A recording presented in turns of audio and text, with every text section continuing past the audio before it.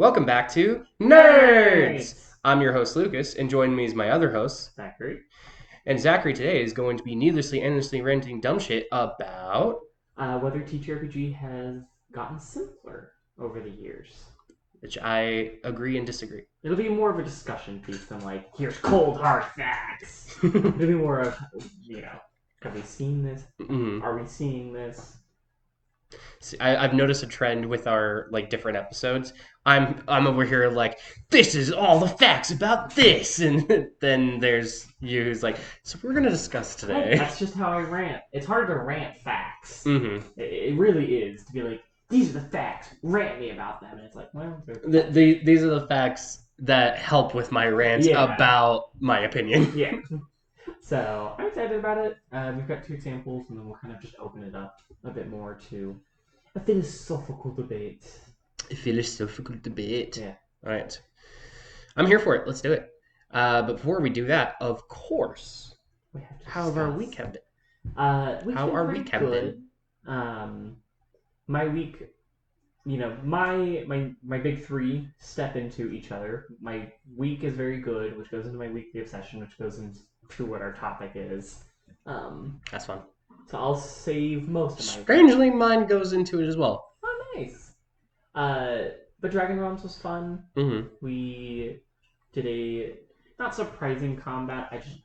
It was very early combat. I had planned it for next session. Fuck, I just remembered where we left off in Dragon Realms. God! God! Hardy kind of did the classic thing, which is like, let's just go scope out the really dangerous hidden fortress that's, covered in spiky, horrible, evil death. We'll just go see. And then they fall into they didn't fall. They jumped into the boss area and it's like, we'll see how it goes. Almost got their ass ate, wiped, floored. Yeah. Survived. And we ended. Somewhat. We survived. No one died. I almost did. You almost, but you didn't. I was very close to dying. So everybody survived. And we are doing a kind of unconventional session this week, which I really won't say anything about because I don't want to spoil anything to you. I will say, when it came to... I have a theory of what is going to happen next session. And I'm terrified of what it can conclude to. Mm-hmm. Specifically with Agni. We shall see. So, I was sitting there okay, this is how my character dies. If that's how it goes, that's how it goes. It's just D&D. And then I rolled that nat 20, and you were like, all right, you get a vision. And I'm like, no! No. Which is funny, because when we've talked about it, just me and you, of if your character dies, we have a very clear path what happens. Oh, yeah. It's not just gone, you make a new character, and that's it. No, I know. But yeah, I'm very excited for it. I'm very excited to see how it goes. There'll just be three of us. Or there'll be three players. One of our players has a concert? Is that what he said it was? I can't remember. No, it lines up with the 4th of July. No, that's next week. That's next week.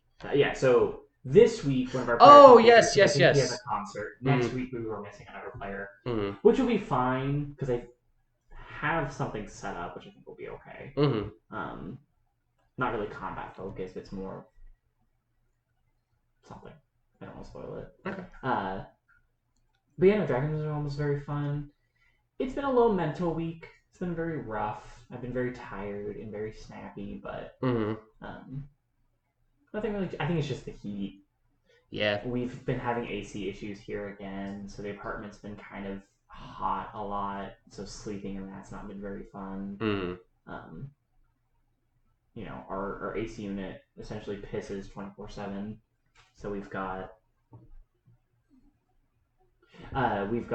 just buckets that are filling with water 24/7.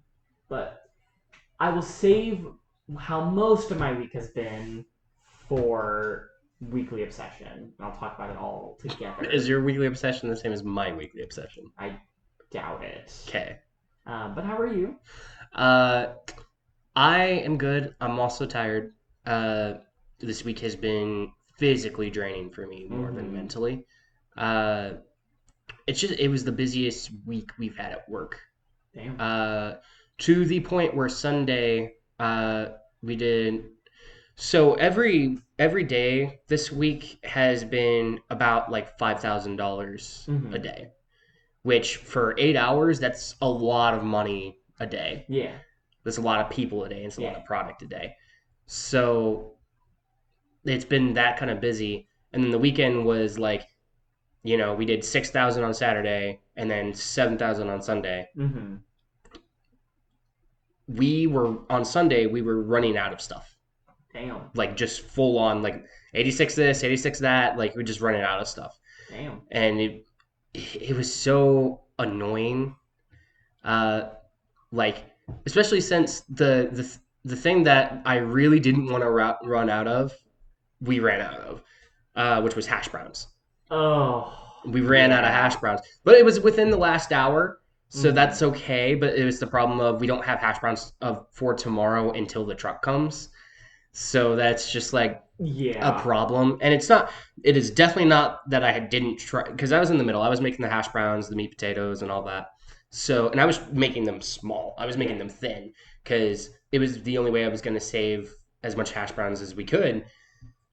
And it's still just, Which sucks because as a customer, you're paying for a certain amount, and then mm, we're having to skim so that way other people can get it. yep.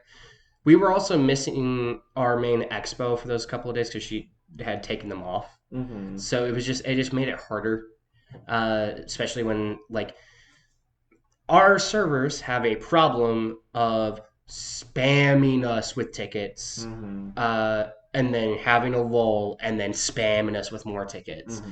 So, like, I remember having because my ticket thing is about this long. I remember having For our listeners, it's about 3 to 4 feet. 3 to 4 feet. I remember having about a quarter of that filled, Damn. and then they're like, "All right, 18 top," and I was like, "Come on." Jesus Christ.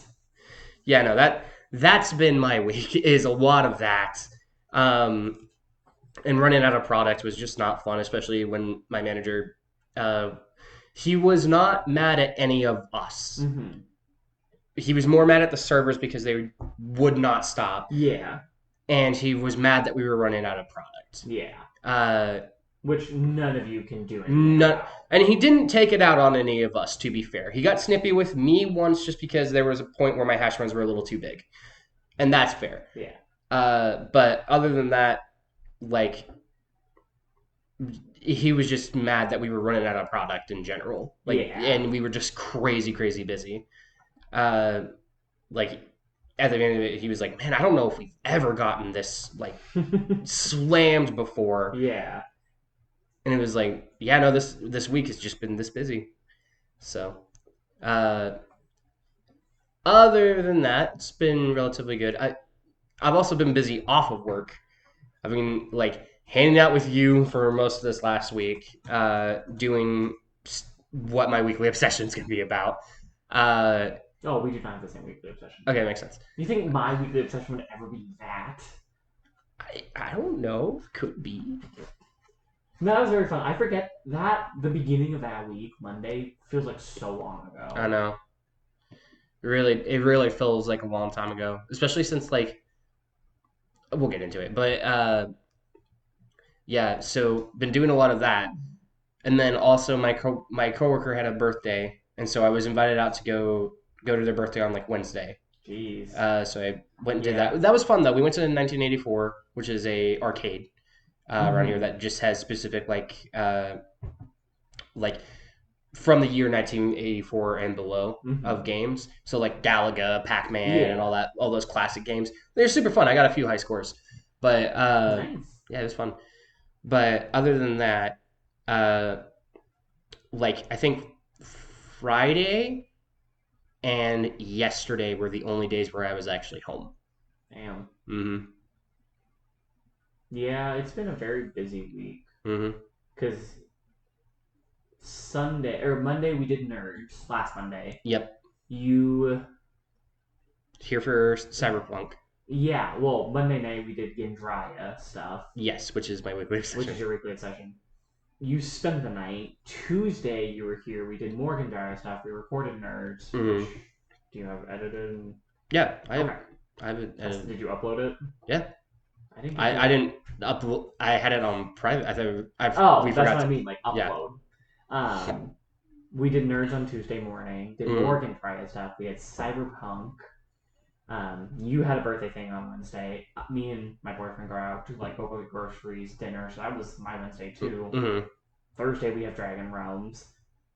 For me, Friday I work 12 to 9, so I'm like out the entire day. Yeah, It's just like this whole week is just been too much. Friday is my 6 to 2. Yeah. So, and then I was able to spend the night at home, but I was so exhausted I fell asleep at 8. Jeez. And did not wake up. Yeah. This week has just been very busy. Mm-hmm. It's been a very busy week. It's not been bad though. Like I've enjoyed the busyness, but it definitely has been like, man, I need a moment. Yeah. So I just spent today cleaning because I was like, I haven't cleaned. I need to clean. Well, do you want to talk about your weekly obsession? Yes. Like was said before, we worked on N.E.R.D.S stuff, which has been super fun. Quite a bit of N.E.R.D.S stuff. So like we said, Monday we started that, and made. Which Monday we changed the system, didn't we? Monday we changed the system. Yeah. It was like a huge thing because we went from 2d6 adding together to make the DV to flipping that around to a 2d8. Yep. Modifiers, and then adding that to your dice roll to hit the DV. Yep. So. And then we changed the like from 1 to 6 on the stats. It's 1 to 10, and then there's modifiers to it. So it's a lot of it was a lot of changes. And then once the like stats were done and everything, we did that big change. We then sat down and started working on abilities, or what we're calling flares. Which I really like the name of flares. It's very unique. So we then, I stayed the night, woke up, and then we worked on more flares in the morning after we recorded. And we made, in total, about 49 flares. Yeah. In the span of 2 days. And that's not even close to done. Yeah. Oh, yeah, because we did essentially 3 combat, 3 utility flares. For like each main stat. For each 6 main stats. And then we had about 9 for like a miscellaneous stat. And then I made about 6 weapon specific flares. So. Yeah, but there's about, 50 to 60 more. Because we've only did the 3 range, the 3 firearm ones, and the 3 shields. We still have missile, light melee, medium melee, heavy melee, and also theoretically unarmed flares. And theoretically unarmed flares, because brawl is a thing. Brawl's a thing. So it's definitely going to take some work. And that's not even considering, like, I want more than just 3 in each of the main ones. Yeah, because that's depending. That's just like we still have, like, I want at least 7, 8 per, like, combat utility. Because some of them, what flares are for the viewers are, for combat, very specifically, usually action point centered. Yes, so the main system of combat is using action points. Yeah. If you know Divinity or the Fallout games, it's similar to that. So everyone has can get a max of 10 action points, and flares. Some flares, as you were saying, for combat. Sorry, I didn't mean to interrupt. I was explaining. I'd say most flares for combat. That's the point of at least combat flares is do this thing, spend an extra action point to do blank. Like there's a pushing attack, so you hit.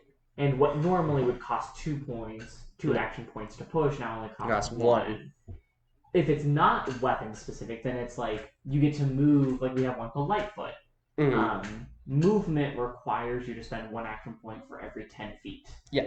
There's a Lightfoot flare, which gives you a free 10 feet before you spend action points. So all the combat flares are centered around action points because action points are not utilized outside of combat. No.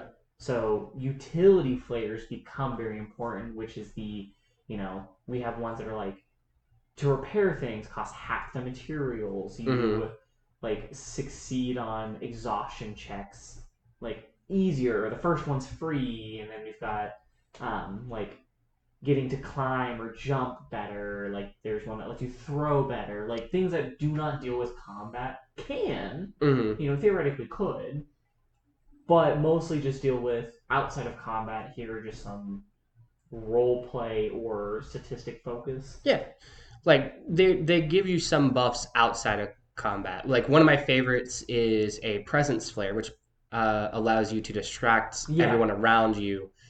I think we called it causing a scene, which is allowing you to be the cause of a scene. You distract everyone else around you, and depending on your success range, which there is normal, hard, and extreme successes. Depending on your success range, gives them either -1, -2, or -3 to perception. Yeah. And so it makes it easier for your friends outside of that to be able to do like pickpocketing or like breaking and entering or something like that without being noticed. Much easier. So yeah, that was a really fun one to come up with. I really like that one. That was very fun. I'm trying to think of some other ones we did. They were the fun ones that were like, what was it? Sumo wrestler? What do we name it? Oh, sumo stance. Sumo stance, which it can be combat, but also doesn't have to be combat. But essentially, when a creature tries to push, or something tries to push you, you essentially, if you succeed, very sumo style, attempt to push them back as a response. Yeah, you basically they fail on their push roll, so you get to push them instead. You're basically using their momentum like a sumo does. Yeah, it was so fun to build. I loved that one. Another favorite of mine is Heave Ho. Heave Ho's a great one. It's another strength based one. Yeah, it's a might based one. You basically anything within reason becomes a thing that you can throw, so, as long as you can succeed on a if it's like a like a brick or something, that's easy. But if you're like trying to lift up like a tree log, it just gives it the thrown property. It gives it the thrown property, which then has to be made roll separately. Yeah. But yeah, we've got ones like Olympic Swimmer, which negates penalty for swimming against currents or rushing water. Theoretically could be used in combat, but is really a utility-based one. Yeah. Agility has like Cat's Grace. You auto-succeed on normal balance checks. Disarm traps. Traps can't be disarmed normally, so you have to take this flare specifically.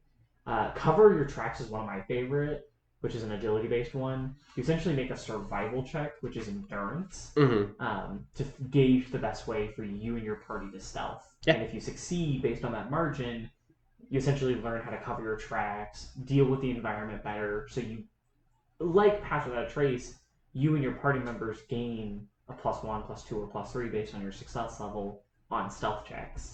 It's really fun. All of these abilities or flares are super fun to think about and do. There's probably going to be some reworking once we really start playing around with them more, but it kind of depends. Yeah. We've got ones that are like, there's Bookworm, which lets you recall any information within the last 3 days without making a check, and then that can be upgraded. We've got I've noticed this, we have 2 flares that, one is might based, which lets you use intimidation with your might instead of your presence, and then we have a mind one, which lets you use your focus, which is a will stat, but you get to use your mind stat instead. So we've kind of got like these some of these skills could be interchangeable. This stat lets you do that. Yeah. Instead of just trying to argue with the storyteller or the narrator to be like, but I want to use this. Yeah. It's like, no, take the flare. Take the and flare. It lets you. Mm-hmm. But yeah, it was super fun. There's so many, and we still have so many more to write. Oh yeah, it's super fun. And then we actually got to do a play session, testing combat, and that was a very good learn curve. It was very learning curve. There were a lot of things I did not like. Mm-hmm. And it's not that it's not working; it's more it just needs reworked. Some of the mechanics just weren't balanced. I like the system. I loved the system a lot more than our first playthrough, which was the old like 2d6 system, which I found a majority of times I just didn't like. Yeah, this system felt so much better. With the success margins. Yeah, and there's just some things that were just like action points and combat based that I was like, this needs to be rebalanced because right now it's a very weird feeling combat. For sure. And it just needs work. And again, that comes down to like I haven't made some of the stuff that combat kind of requires as well. Yeah. I just needed to test like what functions at the moment. Just a very simple like you're just rolling attack rolls and that's kind of it. Maybe some flares. We got a few of them, but it really was just rolling dice, seeing how things felt. Yeah. And like all in all, I don't think it felt like bad. Mm-hmm. It just felt like, okay, this is not working. This is working. Yeah. There was a lot that wasn't working, but we talked about it and made it feel better. Yeah. Like kind of midway through it, which was fun. We also had a buddy of ours like help with the actual encounter and come up with ideas as well, and that was a lot of fun to do with like just another perspective. Because it was just like halfway through combat, I'd be like, "This isn't feeling right. Like, how can we change it? Okay, let's make this change. Okay, that makes sense how that works." Yeah, specifically evade. Evade was a big one. Armor. Even action points themselves. We're kind of all like, "This doesn't feel right. This feels weird. It feels too powerful, not powerful enough. Why would I not do this? Yeah. Why would I do this?" So yeah. It was super fun. I'm really excited to get a lot more flares finalized and like get all the weapon flares finalized. And, like, because I had to play around some with the firearms, but like I had a dagger. So like, what is a dagger arm? Yeah. Or dagger arm? A dagger flare looks like what is our buddy did a sledgehammer. So what would that flare have looked like? Bless you. And I still kind of like the idea of like weapon flares being able to kind of just pick them like normal flares, and then you can use them for any firearm or any heavy weapon or something like that because it just makes sense. I think for now the best way we do it is just leave it. I think just filling out every weapon with a specialized, unique flare. Because there are some flares that just don't make sense. Why can my rifle do a shotgun flare, which is like a scatter shot? It doesn't really make sense. Not without some weird, flavoring or bending the rules. How can a battle axe do a concussive style, flare without it being weird? Like, I hit them with the blunt end of my axe. Yeah. So I think for now we just build the flares being like, these weapons have built-in flares with them. Maybe down the line we make it more general. Maybe we add flares that let you take weapon flares. Like weapon specialists, you choose a weapon flare and it becomes a general flare for you. There are ways I think we can go around it. Yeah. But I've been thinking about this idea of like, if we make the specialized weapon flares more general and less unique, it gets to some very weird, funky, like, how are we flavoring this weapon with this weapon kind of thing. So yeah, it was very fun. I really, other than those three things, it felt like a normal TTRPG session. I'm learning, in a weird sense, I'm wanting more complexity to it, which is, I guess, is something that's a great thing to talk about in this episode of, we're discussing, are TTRPGs getting simpler? What's the kind of, not opposite end, but what's the end of, okay, I'm building a TTRPG. Do I make it really complex? Or do I not? I think that's something we can discuss when we talk about some of the I think I examples. want something of a middle ground if I can. Like it has complexities, but I don't want it to turn away like new people from playing it. We'll talk about that later. Yeah. Because we need to discuss some things first before we start getting into the, the philosophical questioning of how much is too much. Yeah, I agree. But I'm loving Gendrya. I'm loving it too. It's so much fun. We'll soon work on the map. We've solidified the map in our heads. Yes. In a sense. Now it's just needing to actually make it be on paper, and then we can start filling it out. And I think that would help me with a lot of like lore stuff as well. For Gendrya, because I've been really focusing on mechanics first, then I have lore, which is good because a lot of the ideas I had for the map were built around mechanics. Why is this mechanic here, or this thing could be here because of mechanic blank kind of thing. So it's a lot of like figuring out like how I want to figure out how it works and then build the world around how it works. Yeah. So it all kind of physically makes sense. Yeah. Because that's the thing that I don't like about some D&D worlds is it doesn't physically make sense. Because we're really not like a lot of your lore is already there. Yeah. We're just kind of reskinning it to be like, okay, I have this race, I have this culture. Not that we're redoing it, but now where is it? And what is the detailed version of it? Like I have ideas of these things. Let's get the mechanics filled out, so that way we can get the map filled out, and then I can get the full lore of it. And you go, okay, this race of people, we'll put them here because of blank reasoning, and then flush them out more, which has been really fun. Yeah. So someday we'll work on the map. We should plan when we do that. Because I really want to get that done. I know we have a week or two coming soon where a player is not going to be here.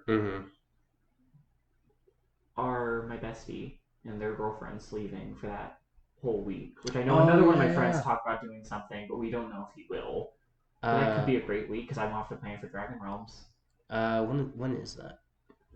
Is that a week or two? It's I think next month. I think it's July 21st to like the 26th. So essentially in a month. Okay, in a month. Exactly. Yeah. Okay, so within a month we can. Yeah, but we can talk about that. Yeah, because we can take that whole week to just build stuff. Don't use my vacation fair enough. Okay. You'll get a day, maybe a half. Okay. Oh, come on. Come on. But yeah, no, Gendrya. I've really been enjoying Gendrya and the steps it's going in. Yeah, I feel good about it because it feels very unique. And we've utilized we've touched on things of other systems, other video games like Divinity and Fallout, but it's done a very unique take on itself. But you can definitely see it's inspired by certain things. Yeah. I mean, it's hard not to look at D&D and be like, this is inspired by Tolkien, and the creators of D&D just fully ripped off half of Tolkien's races. I mean, art is mimetic. It's interpretations and all that. So, like, I'm trying hard not to just fully rip off from certain things, but it is like, well, this really works because it really works, and there's no reason just changing it because it, I'd rather just it work than not. Just fill the surroundings with something unique and something personal. That way it's your own thing. Yeah. So. Well, that's all for me. See you next week. Go on to your weekly obsession. Yes, because my weekly obsession directly leads to our topic. Last weekend, yes, I DM'd someone and started the steps. Back then I didn't know if I was going to get into it, but now I do. Started the steps of joining a Vampire the Masquerade online chronicle, which I am so happy for you. Which is because I think I talked about this on the pod. The fact that I DM'd, I think we talked about this last week. I can't remember. I DM'd our Vampire Chronicle. That was like 3 sessions, super fun. Like literally playing the first night of being a fledgling kindred, the hunger, the humanity loss or gain, and like what it feels like to just be turned into a kindred on the very first night. I had a lot of fun, even though I was only there for one of those 3. We did 2. I did 3 sessions. with the party, you missed the beginning two, but we did which I didn't do for anyone else. We did a personalized session 0. We did. So you essentially got 2 sessions. Yeah, essentially. We fully got to play your beginning night in 2, and then you met with the party for the last 3rd session. Mm-hmm. So fun. Incredibly fun. Fast forward a week or 2, my boyfriend's like, I'm rewatching LA by Night. You text me or we talk almost the same day or the next day, and you're like, I'm also watching LA by Night again. And I was like, God, I want to play it. I've never gotten to play it. And I was like, I will eventually. Mm-hmm. It's not like Call of Cthulhu, which is, I truly think I'd never be able to play in a Call of Cthulhu campaign unless I'm running it. Because it's such a niche system. Mm-hmm. Who knows? Maybe. I mean, maybe. I would still want to do that one shot eventually, my Call of Cthulhu idea, because I think that would be really fun. Yeah. It might be more like a 2-shot, but I still think it'd be a lot of fun. Oh my god, yeah.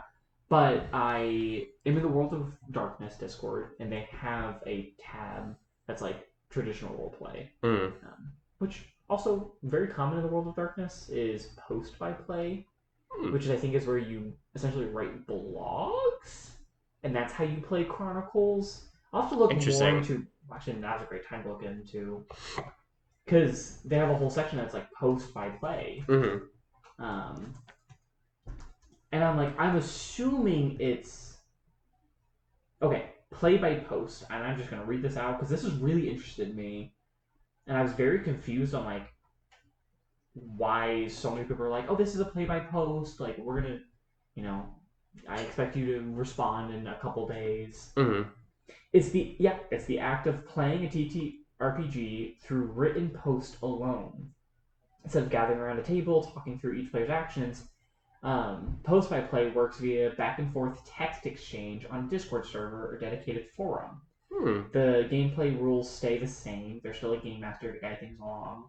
With play by post, the players have more time to decide what they want to do and claim their turn to speak. This is a great style of gameplay for more introverted players as well as busy folks who don't have time to commit to 3 to 4 hours at a table. Very interesting. Incredible. Yeah, because a lot of that, like, you get DMs. You mostly get players, but you get DMs on there that's like, actually, I'll read out the format because they've done it very smartly where you are required to follow a certain format in the way you advertise your thing. So one of these is, I'll look at one that's actually written correctly because some of these are like, some of these people will do it and then immediately someone will respond, which is, look at the pinned post. Damn. I'm trying to look at. Yeah, okay. Looking for. So you start with looking for experienced players, preferably, but new players welcomed also, and they at the traditional RP because that's what I'm in. Chronicle name. They name the chronicle. They usually give a small description of it. Base system. Then they describe what system it's in. This one actually is very interesting. It's Werewolf, Hunter, and Vampire 5th edition. Looking to run them all. Then they do in homebrews, so you decide whether or not, like, this person says, none, still learning the system, so sticking to it raw. Or you might be like, homebrew allowing this, addition or this thing. Language, English, preferred time zone, so this is when you essentially be like, I want to play on this day, or these sets of days. And then where is where you describe, this person says Discord for video and voice, and they can run Foundry for sheets and other things. Usually it's very, like the where is either like Discord voice or it's post by play. Ooh, I just sneeze again. Oh. No.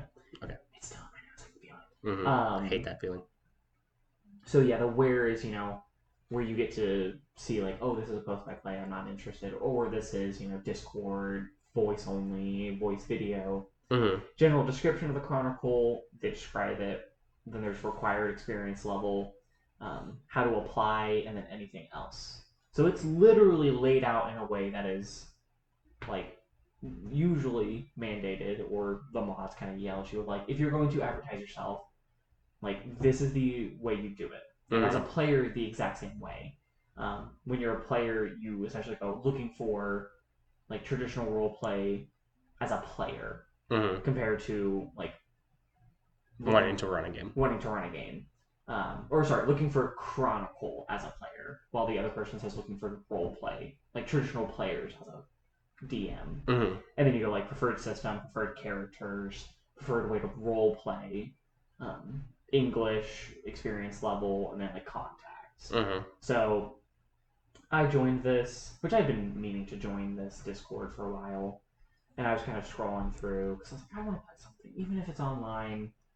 I have no hate online when everybody's online. The only issue I have with online is when it's like half the party's physical, half the party's online. Then it's just a struggle. I'd rather just we all move to online and do it that way. I agree. But it was Friday night. Someone post again saying, "Hey, still looking for one more player in my Chronicle," and they replied to their post. So I clicked the post, and it's like looking for Chronicle or looking for traditional role play players. The what am I trying to think of? The Chronicle name is Teardrops in Toronto. I almost want to see if I can just find it because it was like, oh, it's so cool.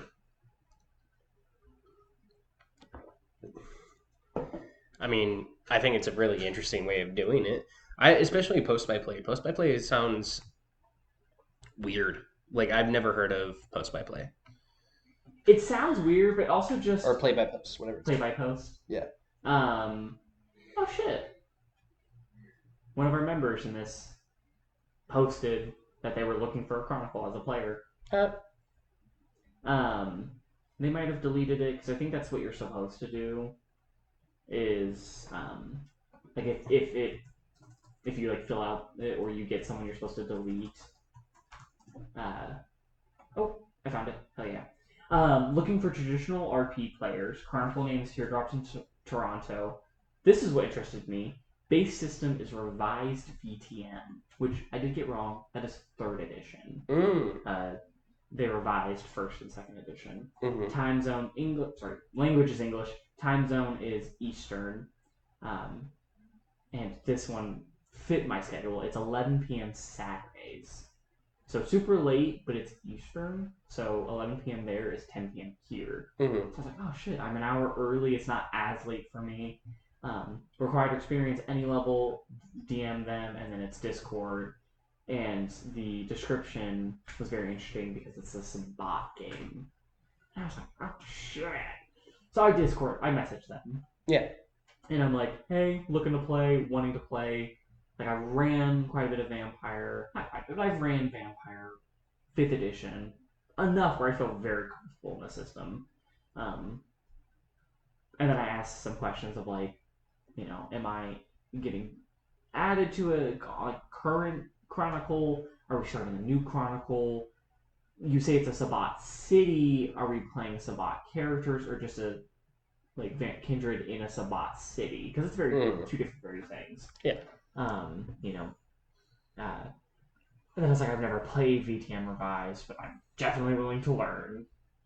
And then we went back and forth, and I was very nervous because I was like, I want to be liked, and I want to join it. It seems cool. I was like, I've never played Sabbat. I know nothing about Sabbat either. And I was like, it works for my scheduling though. Like, I have those nights off. I was like, I'm very interested in it, and I was like, I've got a couple ideas, and they were like, what's the ideas? And my two were the one I've talked to you about, Asher, a Ravno, kind of classic Ravno. Before his story was a bit more like a very common way of doing vampire. If you don't know what the thing is I'm a newbie. Yeah. So you play the fledgling vampire. So I was like, oh, he's a fledgling, like, he's 22, had an online boyfriend that lived in Toronto. He's from the United States. Surprises him one day by like flying to Toronto. Turns out his boyfriend is a Kindred. Shit hits the fan. Boyfriend turns him, and our main guy is just now in a Sabbat city, fresh, vampire. So it's like, whoa! what am I doing? Another option was an older character who'd been in the Sabbat for a bit, been a vampire for a bit, essentially a like 50-year-old, like what did I say? Oh, bartender by day, um, decently well off prostitute by night. Mm-hmm. So like lived a very hard life, but her life has been full of a lot of hardships, but a lot of times of like wealth and like good ages, but is always this like very up and down style. Mm-hmm. And because of that, when she's turned, because we're doing subbot, I was like, because of that, she's turned. She doesn't really give a shit about people too much. She tries to be a good person, but when you have nothing and you're given everything or the power to take what you want, it's at least for her character, I was like, it's hard for her not to. Mm-hmm. She tries to be like, oh no, like I'm not gonna control or dominate or be the type of person that I've never had in my life. And I'm a 56-year-old woman who has dealt with a lot of horror. Yeah. So when the power comes to me, I'm ready to kind of take it. And I sent him those two characters, and like some time went by, so I was kind of getting nervous. And then he was like, "I like them either way." He's like, "This story is roleplay focused, so I like that." And then sent me the Discord link, and I was like, "Yes!" I was like, "I got the Discord link. I joined it." Mm-hmm. I was like, "Fuck yeah!" And then we kind of switched back and forth a little bit. I joined the Discord. It's kind of chaos because it's 7 people. One of them is a storyteller, and then the storyteller knows 2 other people, Mm-hmm. and then the 3 other people are just newbies. Like we don't know anybody, we don't know each other. Another one of the players is like, I've done like VTM Revised. I don't think he's ever done or they've ever done Sabbat either. Mm-hmm.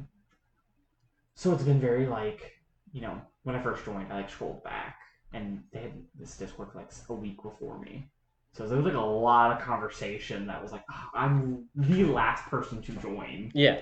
And they even had it like that Friday. I think they were doing something, like they were getting online. I don't know if it was just like a session 0 or something. I know we're starting this week. Oh, that's fun. I hope you have fun. Yeah, but I was like, I feel bad because I have a lot of questions because that's just kind of how I am. But I don't know any of these people. I don't really know any of their lives. So I'm like, I don't want to be the annoying, like, what does this do? What does this do? I've got questions about how we're doing this. I need help. I don't know how to build a character. You have a PC creation tab, and it's very confusing. Because it's like 15 OOC, 17 ICC, 15 FB, and I'm like, what the fuck does any of this mean? Yeah. But it's been pretty fun. There's 2 of the players have been pretty responsive. Holy shit, I just now realized her name. There's a girl on here named Ductus Jane, which I thought was just a weird name. Ductus is the person that is responsible for getting the feeding and like cleaning up shit. She's literally named Ductus, and her name is Jane. And I was like, oh my god, that makes sense. She was the character that was in this DM or this storyteller's old chronicle, which fell apart, and now we're essentially playing a sequel, revised, continuation chronicle. Gotcha. So she's from the old chronicle, and the storyteller was like, I looked at it, it's like a 7-page, like, here's what's happened since that chronicle, and sent it in the Discord to her. I was like, Jesus. But yeah, so my weekly obsession has been getting to get into Vampire Masquerade as a player. Join not only a system that I do not know, 3rd edition Vampire Masquerade, VTM Revised is what it's called. Yeah. Like 1996 or something, I think. So a long time. Well, actually, I have it pulled up because I wanted to know. 1998. So damn, a long time since then.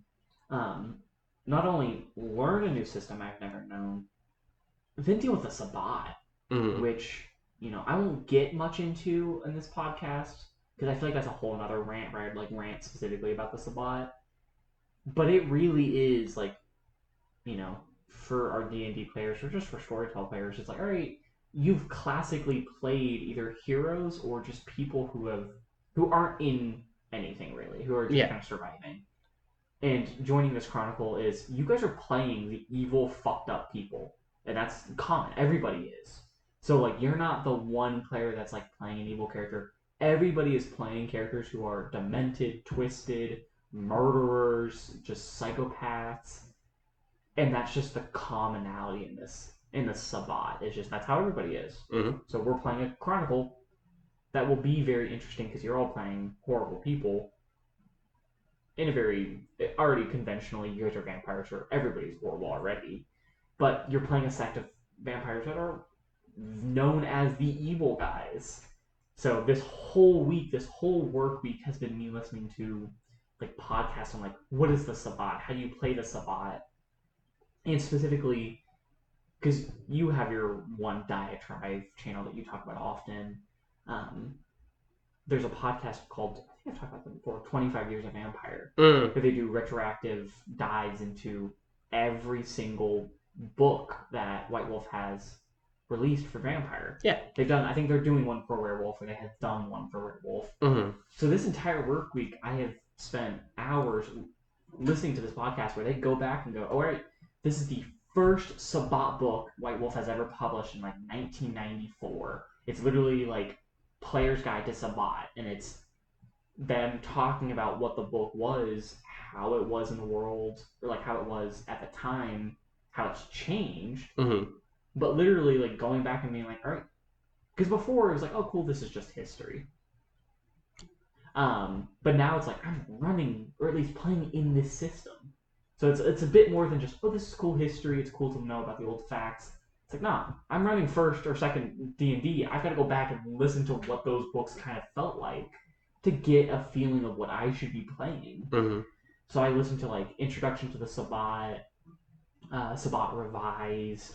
There was also there's like another Sabbat one I listened to because there's a couple. Oh, there's Player's Guide to the Sabbat and like Storyteller's Guide to the Sabbat.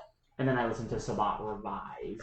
And then I'm playing Ravno, which I've never played before. It's a very interesting clan, kind of shitty, both lore-wise and kind of how White Wolf has dealt and cares about them. They're kind of the, like, in canon, the Ravnos were, like, atomic bombed, essentially, and just, like, wiped. And so, Jesus. as a storyteller, you can be like, I don't want to play with Ravno. Canonically, they were all wiped. Sorry. And that's kind of what White Wolf did with this clan. And they've done very hippie hoppy with it. But I was like, I don't know how they are. I've never played them. I don't know anything about their culture. So I listened to the first Ravno book, which is very interesting. Most of it's not canon, or if it's canon, it's very like it's not really how it works. I listened to Ravno Revised, which is more how Ravnos is normally played now. Yeah. So it's been very interesting to, in a very, I don't know how to explain how it feels. At least how I've always known you, we've always done TTRPG, which is physical. Yeah. Or if you get into new systems, there's someone there to teach you. Mm-hmm. Like, I've done it with you, 3 times now? Cyberpunk, or not Cyberpunk. I'm kind of doing it Cyberpunk. Well, you're kind of teaching everyone with Cyberpunk because I am the book nerd, but I've done it with Call of Cthulhu, Dune, Vampire. Like I kind of am the DM that's like, I want to learn a new system. I will learn as much as I can and teach the players. Yeah. It's been a very weird thing to just essentially join a TTRPG group and say like, hey, we're doing VTM Revised. It's like, okay, what does any of that mean? Yeah, and just having to teach the system myself. And like, kind of just have to be like, hey, when it says this, what does this mean? Like, there's no one there to be like, hey, let me teach you this system. Let me show you kind of how the system works. Yeah. It's just kind of been like, I'm just, fending for myself in the darkness, being like, all right, I gotta learn and revise in a week. Yeah. And build a full character who is really, like, we're starting at very high power. example was like starting a D&D campaign at like 15th level. Like I am having to not only learn the system but then also jump into the deep end of it. So it's been very weird. It's been a lot of me sitting in my chair being like, all right. What does this mean? What does this Like mean? I'm How do reading. I build Luckily, I like found this? a free PDF version of it. Oh, that's fun. So I have the actual book. So I have been reading the book. Mm. But yeah, it's been very much like I don't understand any of this. Luckily, it's close enough to vampire, so I have some understanding already. But what we will get into, kind of on the pod, but mostly off the pod, is just how different things feel in old vampire. But it's been super fun. Yeah. I've really just enjoyed. It's been a long time since I've felt challenged as a player. Mm-hmm. You know, Cyberpunk has been very fun. It's not really a challenging system to build a character for. No, at least not in the way that we've played it so far. Especially if you know what you're getting into. And Cyberpunk 2077 came out, almost the entire party had played that game, so we all knew what Cyberpunk was. Mm. We all knew kind of the essence of what we were wanting to play. You know, we had some hiccups of just learning the system itself, but I really haven't had this struggle of like, who am I? What am I playing? What are their like how am I going to deal with these things as a player? Especially vampire, where it's like your bloodline really shapes how you play as a person. Mm-hmm. In a clan that doesn't really have much and is also very stigmatized to be kind of just like no one really gives a shit about this clan, or when people do, they do the classic. Ravnos are based off of two things: the Romani people and the sort of, you know, gypsy-esque culture, which was the big like White Wolf being like, maybe we shouldn't have done that. Let's kind of take a step back and go, they weren't actually the Romani people. They were something completely different, which turned into the like Middle Eastern Indian culture, which was slightly better, though still, you know, had some hiccups of being like, oh, this feels kind of like a lot to get into and very strange with how it deals things. And so the clan itself is already kind of steeped in like no one really knows the beginnings of this clan, where this clan came from. There's like 6 different origin stories.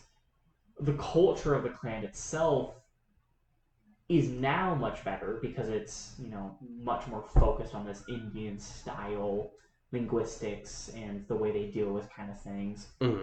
But the clan itself is a clan full of wandering nomadic people, which are very individualized in a sense. Yeah. So you already kind of have a like clan where you're like, well, there's culture to it, but the culture is just kind of being alone or very small groups of people. It's not like other clans that have a lot of history, a lot of rich like lore and, you know, essence to them. Yeah.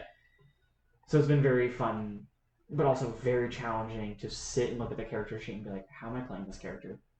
And like I have to decide this. I'm not having, you know, a storyteller to be like, what do you want to play?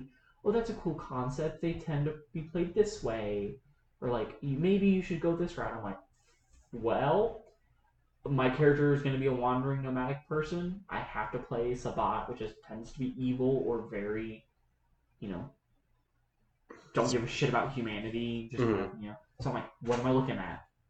I'm looking at stats. I'm looking at this. How am I doing this? You know, what am I putting things into? And then those beg the questions of, you know, okay, like, do I really need points into this? How is this going to affect my character roleplay if I don't have points, or if I do have points into it? You know, at a certain point, I had like 3 points into empathy, and empathy is all about, you know, empathy. And I was like, I'm playing as a bot character, so like, do I really need that much empathy? So I took away empathy, and I was like, maybe I put in intimidation. But yeah, so it's been, which is a great transition to this conversation of, I feel like I haven't been challenged as a player because a lot of the systems aren't challenging to understand. Yes. When it's super simple to learn the system, you make very simple characters. Because you are essentially told, like, hey, this system is very easy to play? Why would I play a very complex, very, interesting character when the system itself is just very, very simple? Yeah. Which I will ask the question again, and I want an actual answer. Or at least, are some TTRPGs, not some, are we seeing a trend of TTRPGs getting simpler as time moves on? I would say yes. But the only system that I know the most personally is just Dungeons and Dragons. Mm-hmm.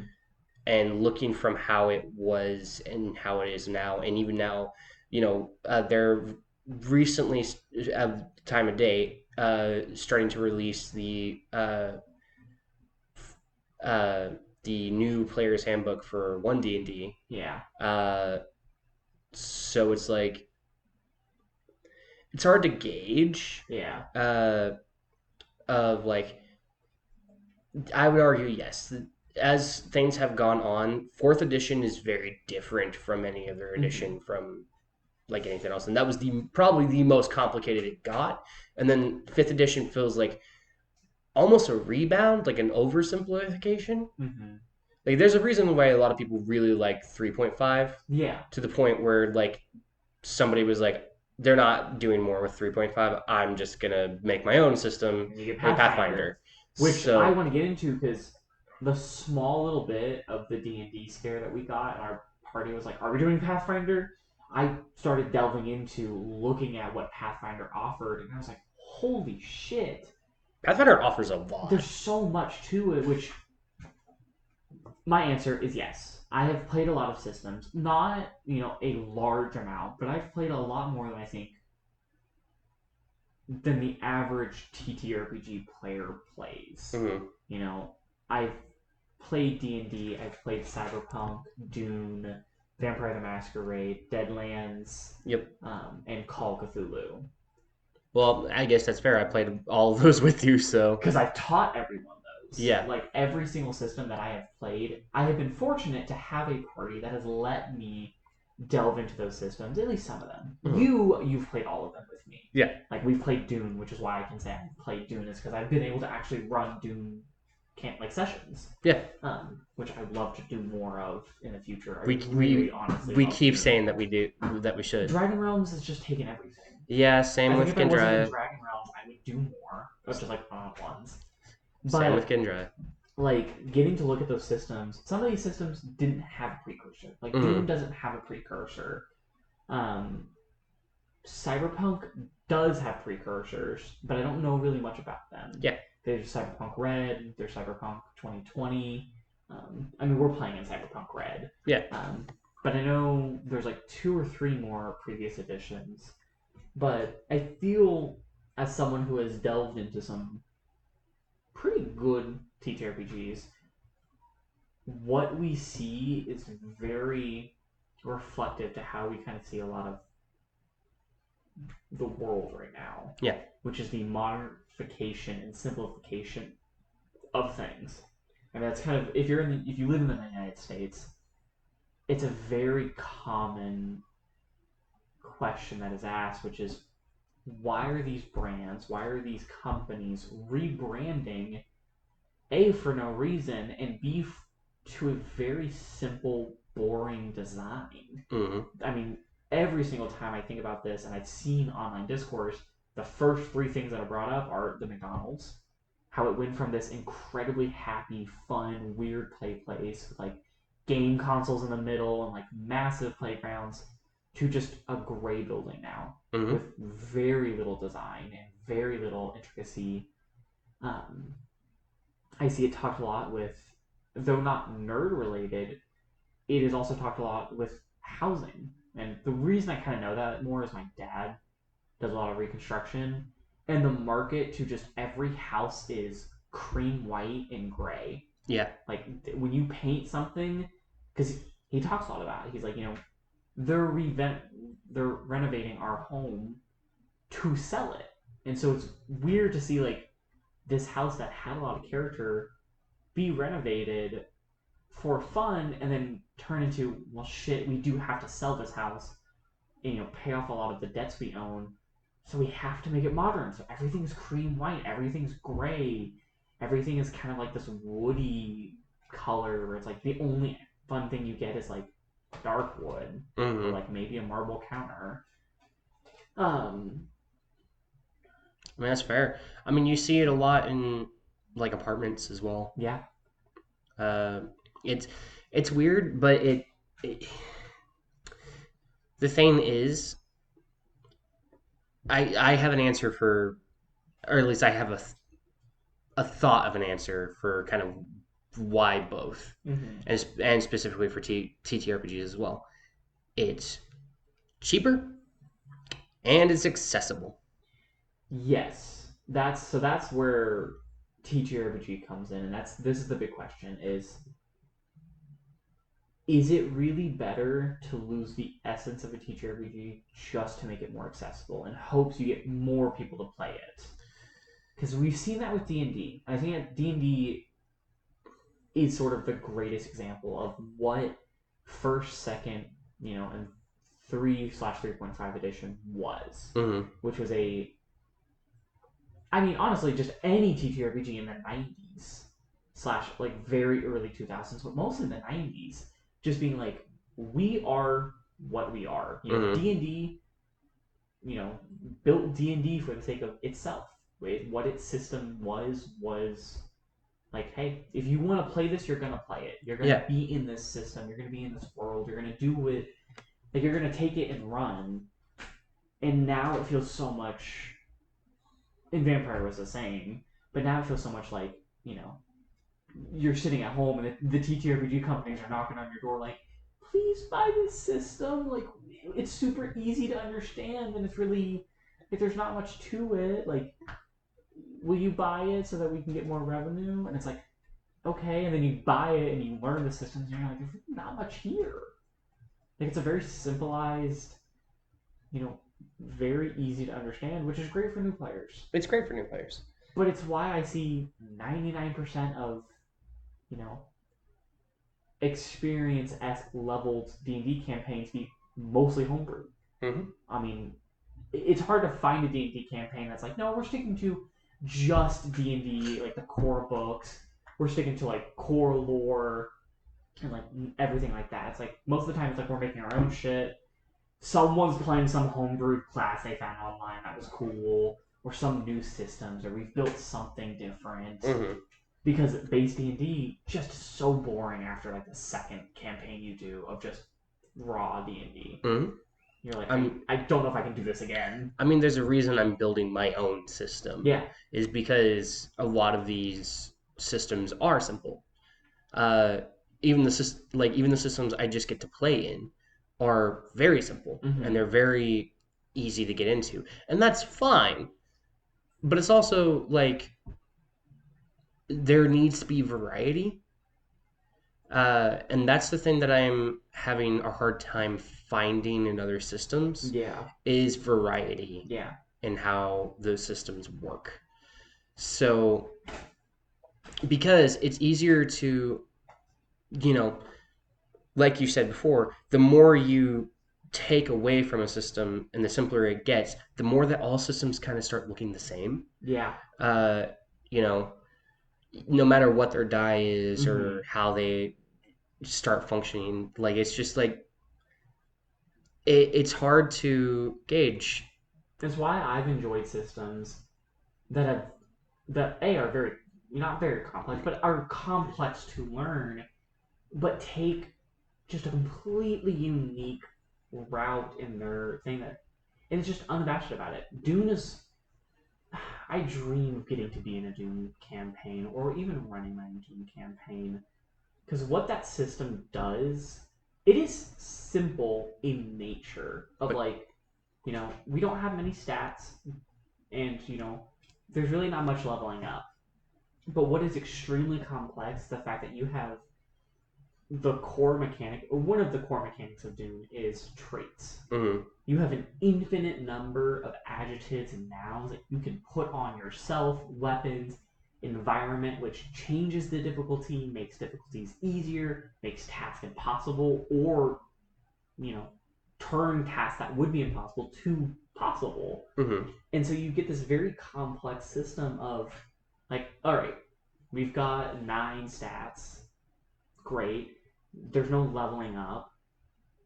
Everything else is up to my imagination. They give me a list of, you know, inventory or like weapons and gears. None of these have stats. It's all just traits and ways to use them. And I, as the, like, I don't remember what Doom calls the GM. I think it might just be GM. It might be just be GM. Most are just GM. Yeah. But it's like, I, as the GM, have to just, I deal with this complex system of just everything has traits. You can buy, you can sell, you know, you have a material that you can buy things out of. And if you don't have enough, you can give me like the GM version of that material. And it's this everflow given back that just doesn't feel like D&D has that, which is that creativity of just like really dealing with how the system plays. It's like, all right, I'm the same character, we do the same thing. Everything is kind of cut and dry.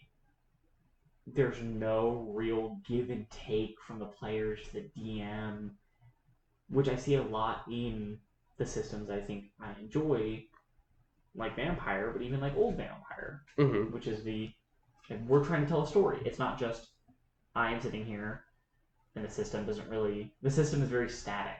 Yeah. Which is kind of what D&D feels like, at least 5th edition D&D. And I think that, honestly, that might just go into, we know that system so well at this point, we might just be burnt out. Not really, because I think that same way with 5th edition Vampire. Like 5th edition Vampire is pretty static. Like the way you rolls, at least, you know, when you don't add the dozen extra books you can throw on. Like that's kind of the issue we've had a few times with Vampires. Like, you know, we've seen a Toreador. So are you just gonna play a Toreador again? They get the same 3 disciplines. What are you doing with this character? Like it feels very static because 5th edition Vampire feels so simple. Yeah. So there's really not much complexity you can do with it. Yeah. And learning 3rd edition Vampire, you know, takes there. I can see there are some of the things I can definitely see being the same issue of like simplicity, staticness, but it opens up already every single clan. You know, the core 5th edition book gives you 7. You know, you don't play with anything else. Yeah. 3rd edition Vampire gives you every single clan. There is already built within the Sabbat paths that you can play with. They give you the Camarilla, the Anarch, the Independent, and the Sabbat bloodlines or clans. Like you get backgrounds that are very unique.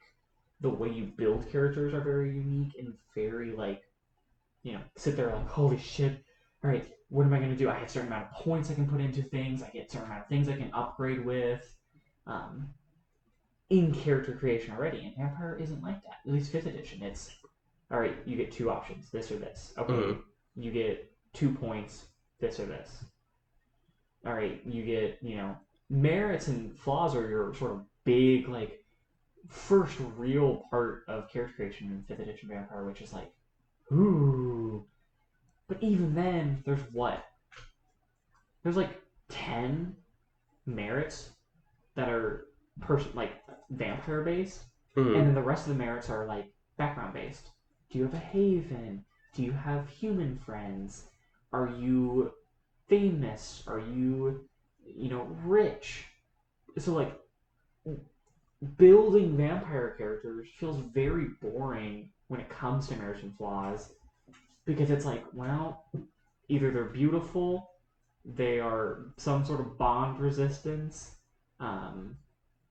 they have like iron gut, or they can like eat food, and that's kind of like the main / most of the like personalized kindred specific merits. Otherwise, then you just deal with like, I've got 2 points into contact, I've got 1 point into haven, and that's it. And so then you build the next character, and you're like, well, it's the same 5 merits I can choose, the same 6 flaws I can choose. Yeah. And it's like, well, it doesn't really feel unique because there's so much of the same thing over and over. Mm. Um, But I mean, that's the, like, you know, in a sense, it's kind of like, where does the complexity come into that? Because are you wanting complexity, or are you just wanting more choice? Both. The complexity of the merits and flaws feel like nothing. Mm-hmm. Most merits and flaws are like, you get one dice to this, or you know one person, you got one contact. Like there's no complexity to what we have already. Yeah. In revised Vampire, a lot of the merits are like you get to raise difficulties and lower difficulties. Like you also add things onto like I haven't gotten to because I haven't finished my character yet, so I haven't actually gotten to look at the full list of merits and flaws. But a lot of them are like you have a there's uh one of the players in the Discord sent, which is like essentially like a telenovela flaw. Like you have an estranged lover and like it does things to the way you role play and like requires certain things from you Telenovela. That's fun. just from a flaw. And like most of the flaws in fifth edition are like you're ugly, subtract all two like subtract two dice from all social rolls. Mm-hmm. Or it's like you're hunted. That's it. And so it's just fully up to the storyteller to be like, well, what does that do? There's nothing statistics behind just being like you're hunted. You've got 2 points in the hunted flaw. That's fair, but what I'm realizing that what that is doing and what the other is doing is that is giving you a, this is specific to, like, you are playing a telenovela, like you are playing this specific thing, while the other one is a little more loose, so you can kind of flavor it how you want it. But there's also 6 times the amount of flaws and merits in the old one. Mm-hmm. So I found it. It's called Sleeping with the Enemy. It's a 3 point flaw, um, which I also find in Modern Vampire, you only have 2 points in the flaw, and most of the flaws are 1 to 2 point. They don't feel powerful at all. They don't feel actually like the only one that feels really like character changing is dioplery. Mm-hmm. Otherwise, every other flaw just feels like I'll choose it because I need to. Like there's no flavor to the flaws, especially with I mean we've built a couple vampire characters and rarely do people go like, I want this flaw because it changes the way my character is played, Mm-hmm. or modifies the way it's like, no, I'll take it because maybe something in my background I was hunted. Unless they choose dioplery, which is then like, why? Like, I want this because it changes the way my character is played. Yeah. Sleeping with the enemy, you have some sort of intimate connection with a member of the opposing sect or clan. You may have a lover, a child, childer, which is a like you created a vampire, a friend or a contact working on the other side of the fence, but regardless of politics, you remain friendly or more than friendly. Relationships with your putative foe. Your close ties to someone on the other side could be regarded as treason by some of your superiors within the sect, and if you're discovered, penalty is surely death. Mm-hmm. So like you don't just choose that to be like I just need to get a flaw. I'll just choose this. Like by choosing that, it opens up a level of character creation and roleplay that I honestly believe we do not get in the modern version. Mm-hmm. And it's specific like that. And this is 1 out of 50 flaws you can choose from. Like someone put another one, which is called Old Flame. Someone you once cared deeply for is now within the enemy. He attempts to play on your sympathies for old time's sakes while working against you.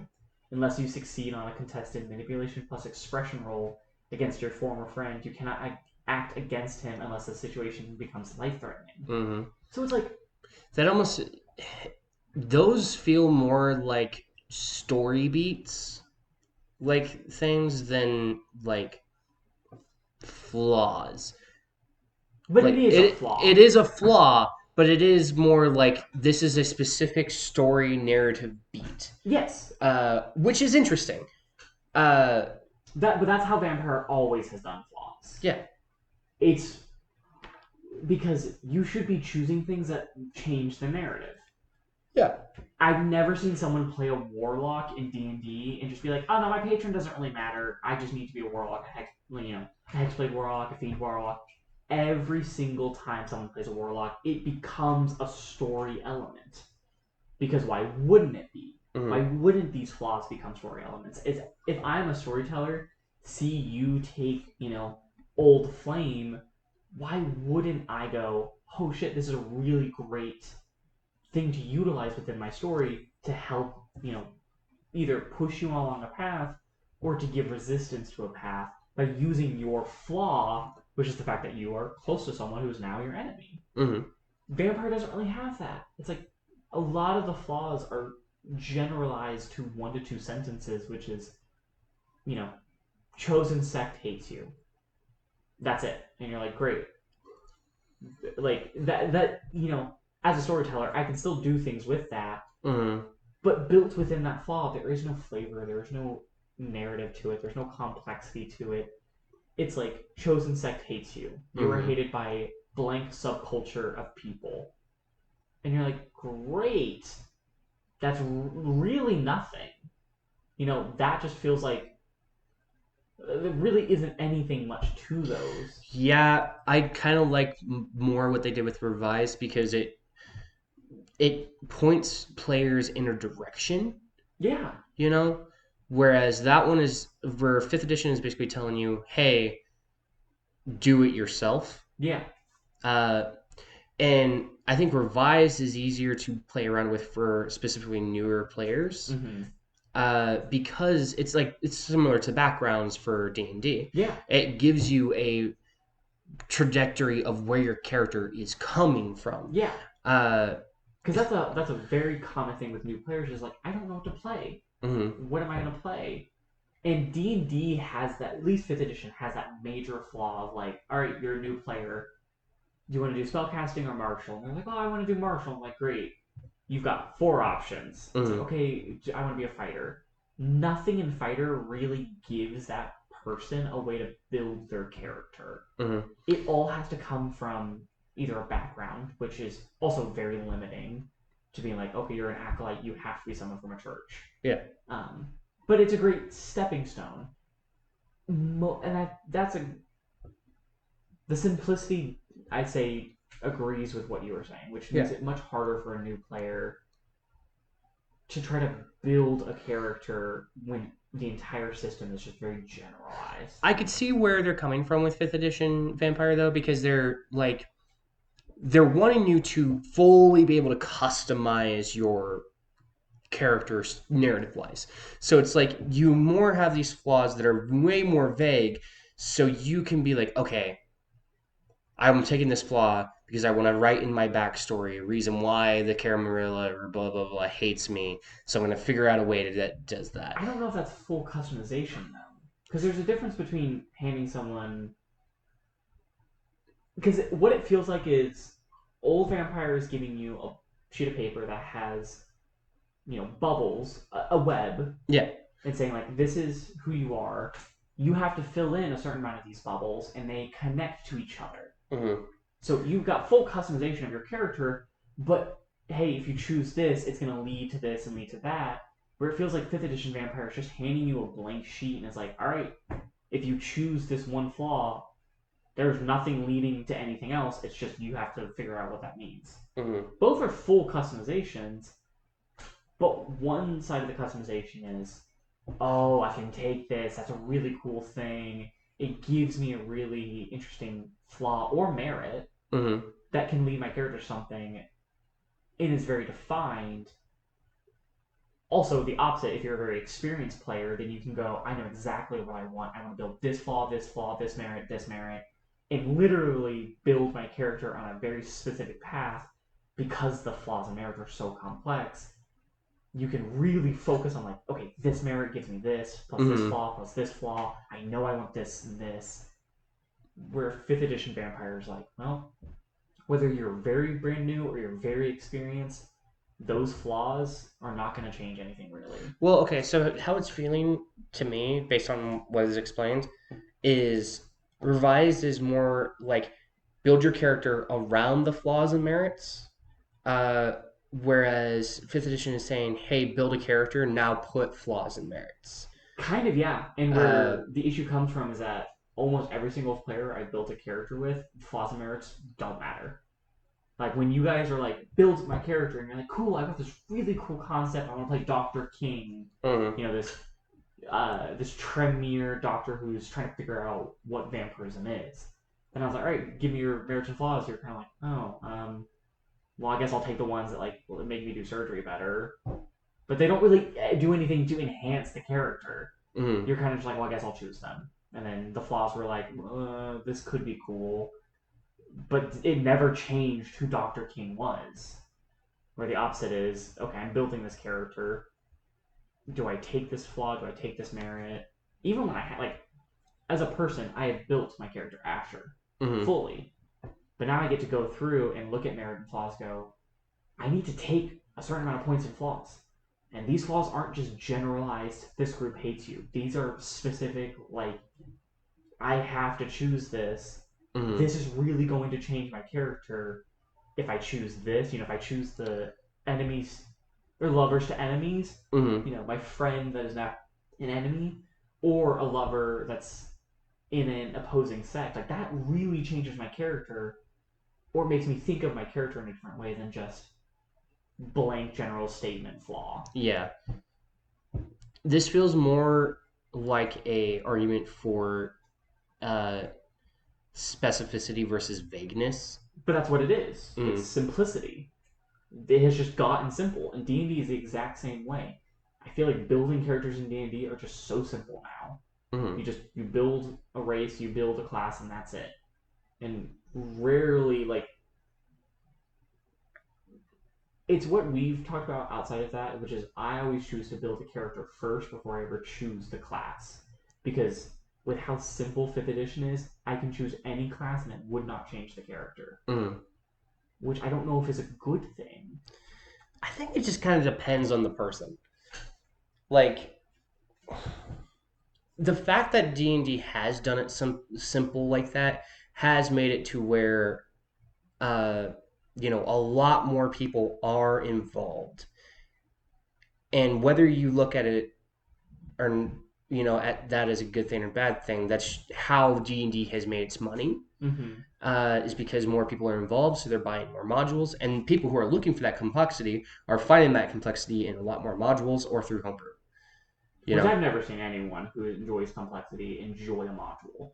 Because modules are just full, you're given a story that has a beginning, middle, and end, and none of it can be changed unless you homebrew that, which is already countering the point of a module. Right. But it makes but I'm talking specifically like not like not modules like you know, Curse of Strahd or anything like that. That's just a story. I'm talking more like add-on modules like Xanathars and Tasha's and Those stuff are like core that. books. Modules are like story elements. Fair enough. Core books. I'm talking more about core books. Yeah. Which Vampire has? You've got the Sabbat, you've got the Camarilla, the N.E.R.D., like core books that are supposed to add that. Right. So I don't think there's anything wrong with the main system itself being simple, as long as the complexity can come from other things, or I can build that complexity. Because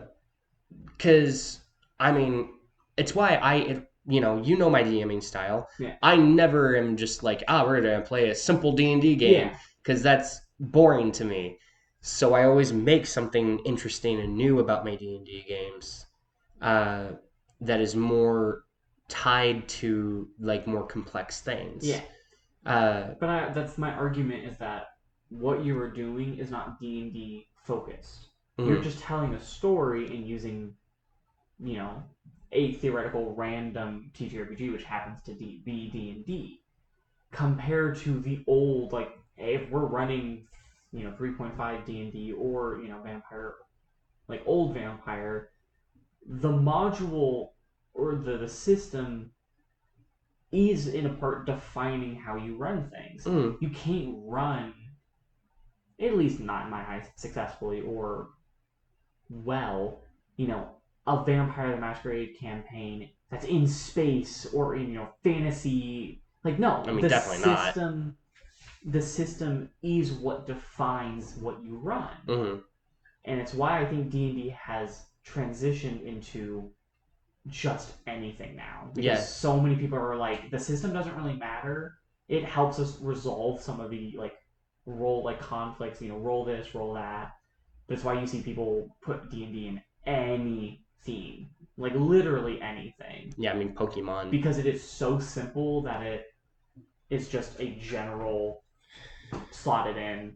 It fits for anything. Is that necessarily a bad thing though? In my eyes, yes, Why? because they are supposed to be. If you're just wanting to sit and tell stories with friends, then just that feels like you're getting together. How do I word this? The core part of TTRPG is sitting together with friends. Mm-hmm. That I'm not arguing with. Whether that is complex or simple, that is up to you. That's why I don't have issues when DN or TTRPG groups are super goofy and funny or super serious, because it's up to that group on how they want to run what they're running. Mm-hmm. But when I am handed, a carbon copy key and told this is the best version of that thing, then that, in my eyes, that is wrong, and that is not okay, but that is just, it's not right to say, because that's what the point of editions are. This is the 5th edition. This is the best, most recent, most revised, most edited, pristine edition that we are giving to you. That's the point of this is 1.0, 1.01. Mm-hmm. They are supposed to be updated, modified, and changed editions that show you the best of the things. And when I'm handed a super simple, skeleton key that can fit into anything, why am I playing that system then? Why am I not choosing something else that is going, okay, I want to run a grim, dark, gritty fantasy game. Oh shit, I have very specific systems like Morgborg Mm-hmm. that really can define that instead of just a skeleton key like D&D, which is like, oh yeah, we can play that. But I mean, I don't know how many times I've seen campaigns where it's like, magic's outlawed. Yours are all martial, or this. It's literally system changing rules to make it feel any different. Mm-hmm. And that's my issue with it, is the fact that 5th edition is supposed to be in the company's eye, the best edition. That's Mm-hmm. why they changed it. If it wasn't bad, they wouldn't have changed it. Well, okay. So it depends on what the company wants to do with the system, on where the trajectory is going. Uh, Vampire, I can't say much on that. But for D&D, it's the fact that it is being used as a system for any type of thing that they are really leaning into, because it sells well. Yeah. So, Which is already an issue. The fact that yes. you're building a TTRPG to be marketable and not actually about the roleplay tabletop element of it. Mm-hmm. That's already the underlying issue with D&D, is the fact that everything is marketable. That's why so much of one D&D was uproar. That's why so much of D&D Beyond was uproar, when the company tried to be like, hey, we're actually going to lock things behind paywalls and say, hey, every homebrew, thing that you've done is now our property and we can sell it. It's like, I don't know how many people were mad upset about that. Of, this is supposed to be a nerdy roleplay TTRPG thing, and you're just trying to make money out of it. You're Yeah. just trying to sell us generalized copies. But again, that's been my problem with D&D, is because it's becoming marketable of such things. But I don't see necessarily the like the idea of making a system that can be interchangeable as a bad thing. Uh, I see the marketing value of it bad, because capitalism sucks.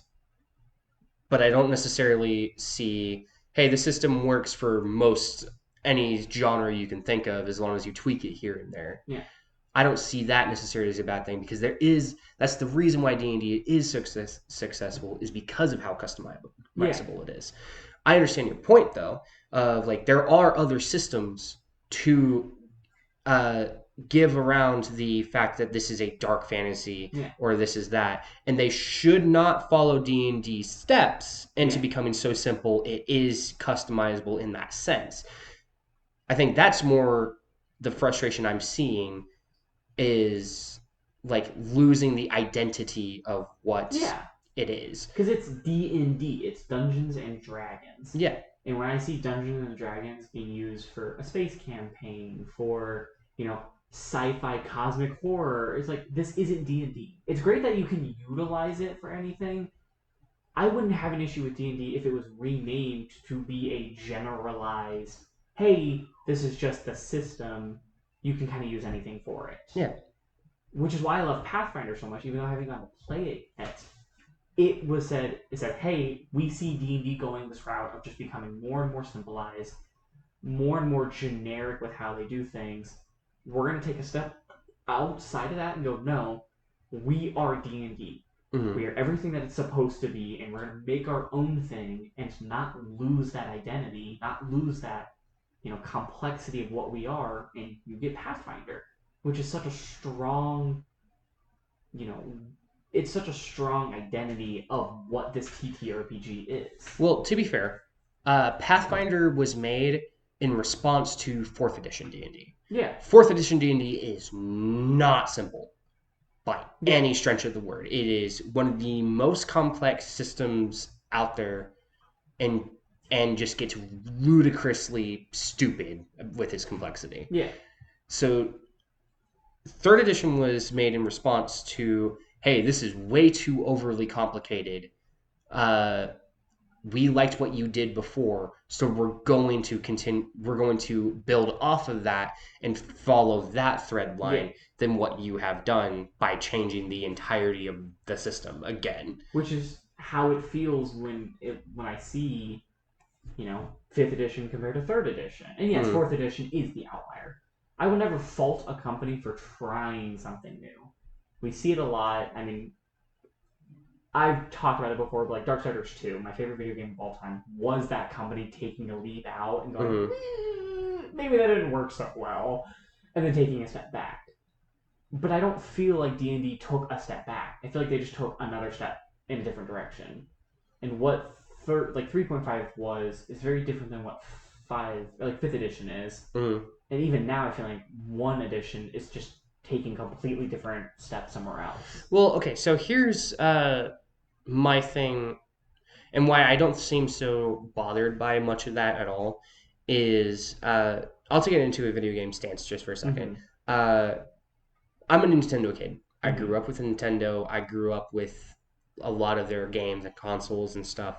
So I know how Nintendo works. Yeah.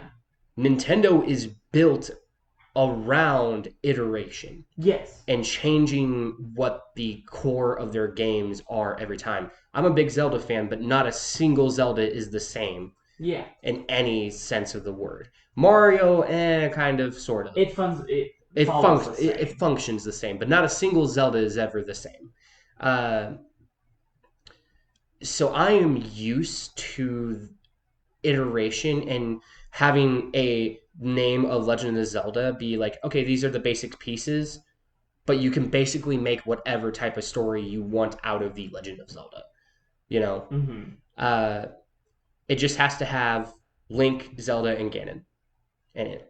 Somehow, some way. And Ganon is even like, you don't necessarily need Ganon. You just need Link and Zelda. You need fantasy elements, and that's it. I mean, do you even really need Zelda at a certain point? Some kind of follow that. Like, do you really need Zelda? Can you kind of... Twilight Princess is a good example of, do you really need Zelda in this? I mean, also Wind Waker. Yep, same. It doesn't really have a Zelda character. You just need Link. You just need Link. And some enemy to fight. Yeah, so it's a, like, to me, D&D is very similar in that aspect of just like, yeah, it's called Dungeons and Dragons, but Dungeons and Dragons can kind of just be whatever it wants. Because... Yeah, that would be okay for me if it just didn't have the naming convention of like 2nd edition, 3rd edition, 4th edition. Right. Because that gives the idea of like, we have changed it, we have taken this edition and made a new one. and changed it. Legend of Zelda isn't like Legend of Zelda Edition 1, Edition 2, Edition 3. Right, but they are different games. They are different games. Legend of Zelda 1 and 2 are very different games. Legend of Zelda, like Twilight Princess and Wind Waker, are very different games. Yeah. So, like. But it's not claiming to be a predecessor or a sequel from other games, though. Some are, like 1 and 2 are. Mm-hmm. But Twilight Princess is not like, Legend of Zelda, Wind Waker, Twilight Princess. It's not claiming to be a sequel from another game or a different iteration of a same game. Like we get Tears of the Kingdom, Breath of the Wild are, mm-hmm. But I mean, how similar are essentially those two games? Basically pretty much the same. And that's what I'm okay with them doing is like, they can be so different because there is no precursor of we have built upon this, something before it, and this is its, offspring. Yeah. I see what you mean, but again, it's weird. I again just don't see much of a problem with it because I am used to things changing. Yeah. In that kind of aspect. Like a lot of my media doesn't necessarily stay the same. Yeah. There are some media where I wish it stayed the same for sure, but I mean, I've been in a lot of media that is different. I mean, my favorite games and books are the ones where they take the leap. Castlevania Lords of Shadow we've talked about, and I love the second game more.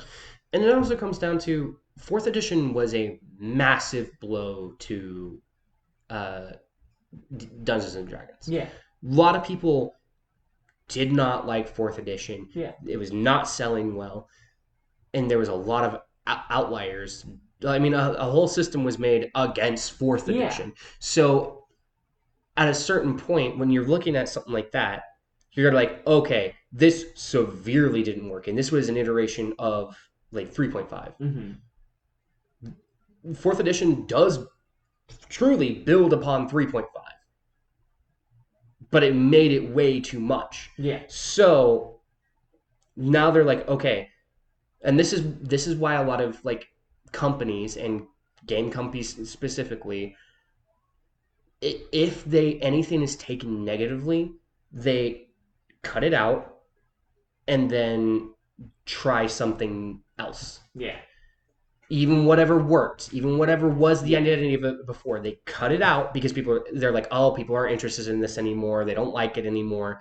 We got to think of something new, something fresh, that'll make everything like, and then they'll build upon the new thing if it receives well. Yeah. You see that a whole lot in video games, and we're just now seeing it in tabletop. Yeah. So, like, the simplicity of 5th edition was I would say an over response to people being like, hey, this edition sucks. Absolutely. So, which is why I hate it. Right. But it is now, but because of how it changed, it now has become something new that has widespread and become way more popular. So now they're like, okay, this works and people really like it. I mean, they liked it more than we even did it last time. So now we got to build upon this. And that's why I wanted it, like, whatever they're calling it, D&D 1 edition, yeah, D&D 1 is building upon 5th edition. Yeah. And sometimes that's just how it goes. Which my argument for that is, I don't think D&D got popular because of 5th edition. I think it got popular because our society and our culture started to accept things like TTRPG more openly, so people could learn it easier. And you've got massive companies like Critical Role taking something and mass producing it in a classical American style, which is like a TV thing. TV advertisement. I don't think specifically 5th edition is what made D&D popular. But it is what... because it got popular, people have gone into 5th edition. Yes, but it is the one that everyone goes to. And that does come down to the advertising of shows like Critical Role. Yeah. but it also is because the system itself is simpler. Uh, We don't know that though. We can't say that's the reason because we've never seen it do the opposite. We've never seen something get literally $1 million company get huge and then advertise a different TTRPG. It's only ever been Critical Role and it's only ever been 5th edition D&D. We've never seen some other company get just as big to the point where they can make TV shows that are animated and all that with a whole different system. So we don't know if it's specifically 5th edition related. right, but we also don't know. But that's also the problem is we don't know because there isn't any other really famous system out there right now. D&D, I mean, it has its competitors, sure, but still none of them really hold much of a candle to 5th edition. I think that's just D&D being a monopoly since the beginning. Yeah. It's hard to say because that's the same way I argue with like Microsoft. Right. Like we've never seen a company get just it's because since the beginning, since their birth and their creation, they have monopolized the TTRPG system. Mm-hmm. So they're going to be the monopoly, and it's just going to keep getting bigger. Right, but that's why like there's been such a movement, especially since after the whole like mess with a few years ago, where everyone's like, hey, there are other systems out there that are much better than this. Go check them out. And I've seen way more content for way more systems now because of that. And that's been great. And I'm really hoping that other systems and other companies can pop off so we can get more complexity. And there is a lot of complexity to it. But at the end of the day, D&D is incredibly successful. Yes. So other systems are going to look at that. Other long running companies are going to look at that and be like, okay, what makes this so successful? And a lot of people are saying, oh, it's successful because it's simpler. Yes.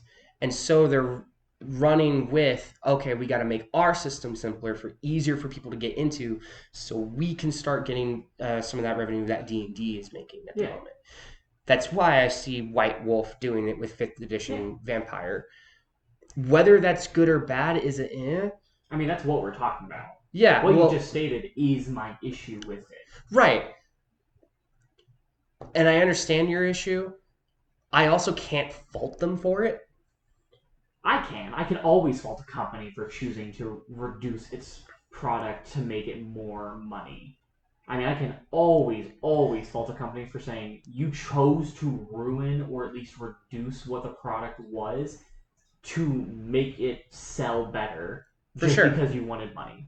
But it's also a problem of, like, we live in a society that is based around monopolizing, pyramid scheming, and like coming out on top. So a lot of people are going to follow people who are at the top. Yeah. Because that's how the game works. The game of capitalism is you either follow that and you do that and work with people who are on top, or you fail. Yeah. There's not really an in between. And that's not good. It's not. That's less of a TTRPG thing or a video game thing, and more of just a like societal thing. Yeah. So like until we start really wanting to change stuff in the society, I'm guaranteeing we're going to see a lot more simpler things.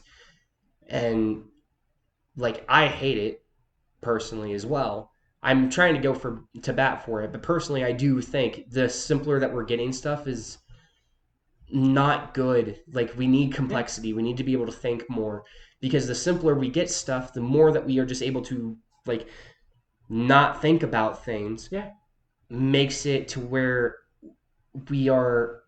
it's instant gratification. Yeah. We are looking for instant gratification more often than not. I mean, sorry, this is going to turn into a whole rant. It's why like phones and TikTok and videos and all that stuff, like It's why we see a uprise in ADHD and autism and all that stuff is because our brains are being rewired in real life Yeah. to see things as more instant gratification. And if we don't get that instant gratification, if we don't get that instant bit of dopamine, it's not good. Yeah. Because every person is a dopamine addict.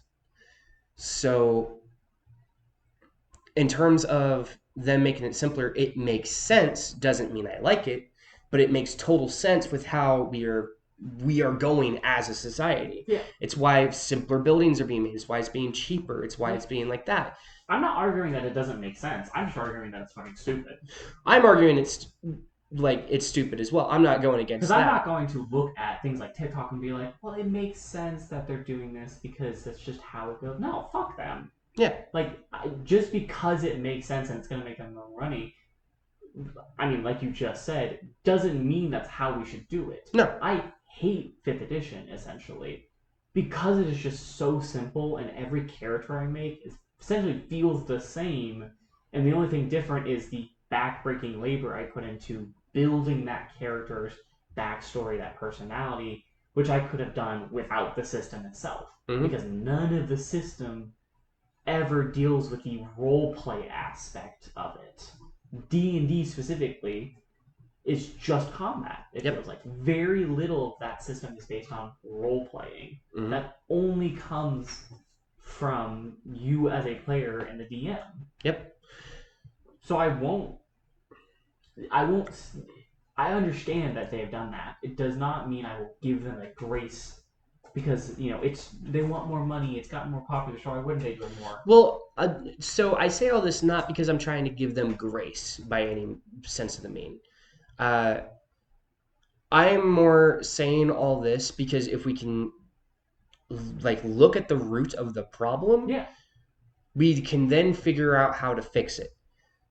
It's why I go on big rants like that, is because I'm dissecting where the problem is coming from. Yeah. So then we can figure out what we need to change. That's why I want more complex things. That's why my argument with Vampire was it is so general, and that's the issue. That everything is general, everything is skeleton key, fit in every hole. We are losing what TTRPG is. And we're just playing in systems that are just generalized dice rolling, and there's no complexity to it.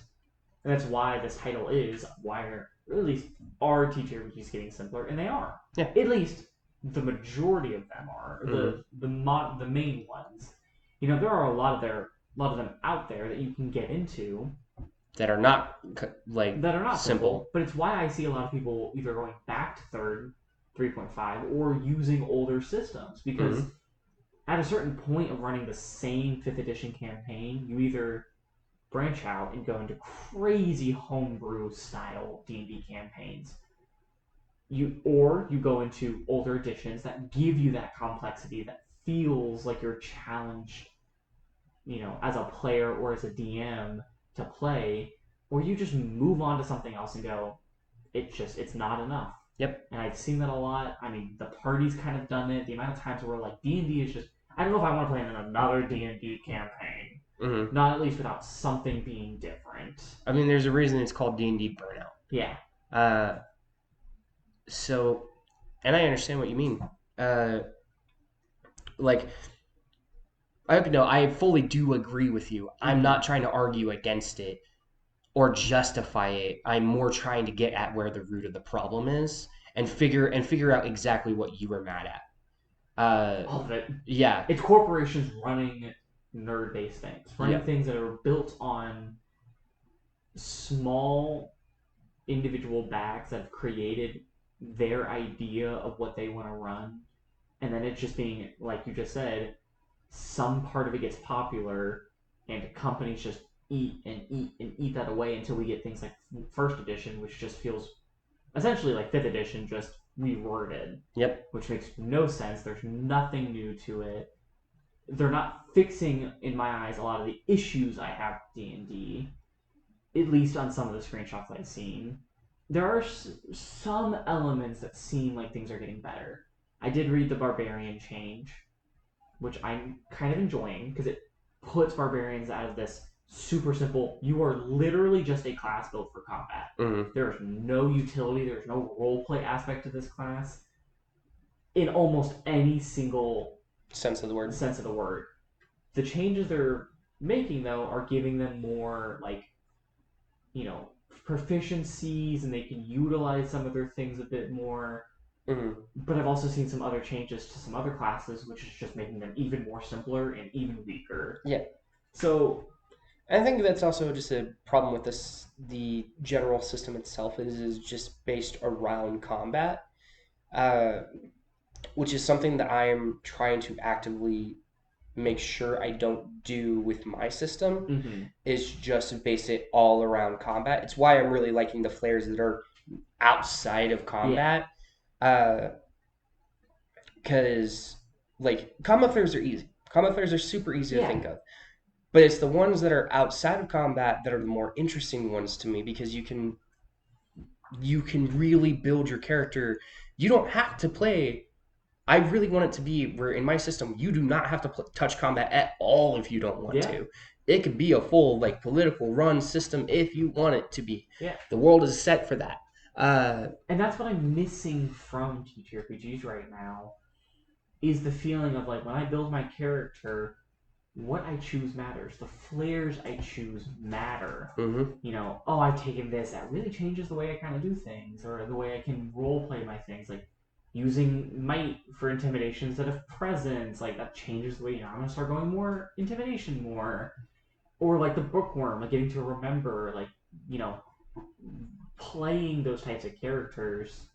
Kitty. Mm-hmm. I'm missing that from a lot of TTRPGs right now.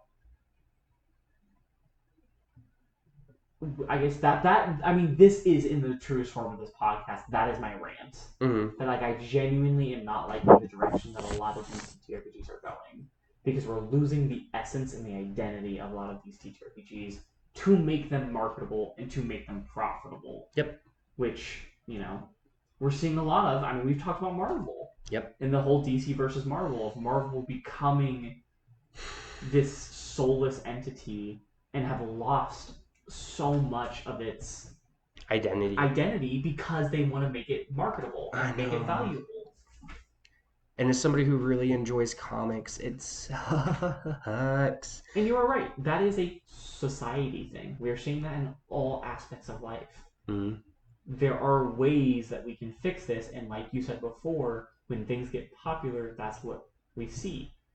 So when, you know, it theoretically in the future, when 5th edition or 1 edition sells nothing and the company starts to see that people are getting into 3.5 again because it has that complexity people want. Yep.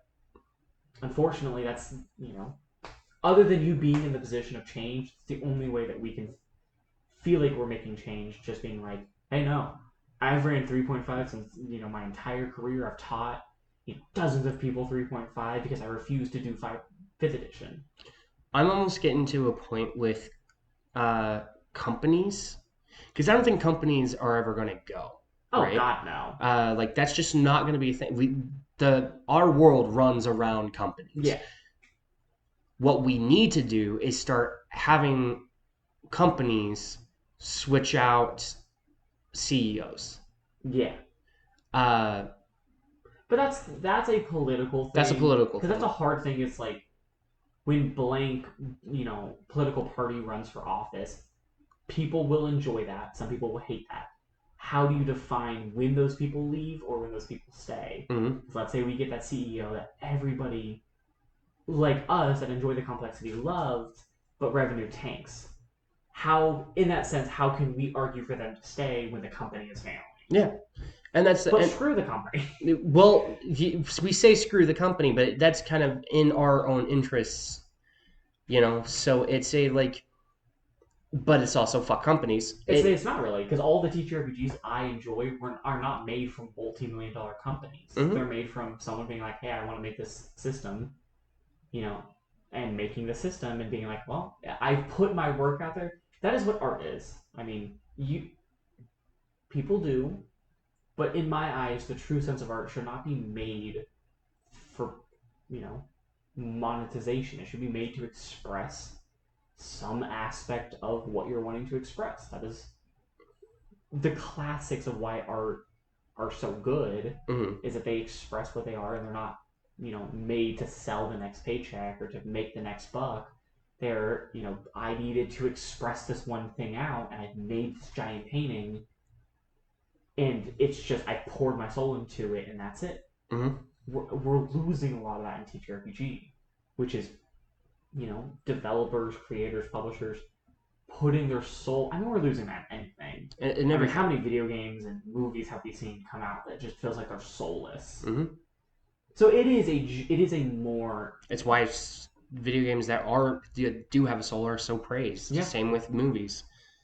And I know this is an argument that's more generalized, but that's why we're talking about TTRPG specifically. Because I'm getting into an old system and I'm seeing elements. I'm like, why did we lose this?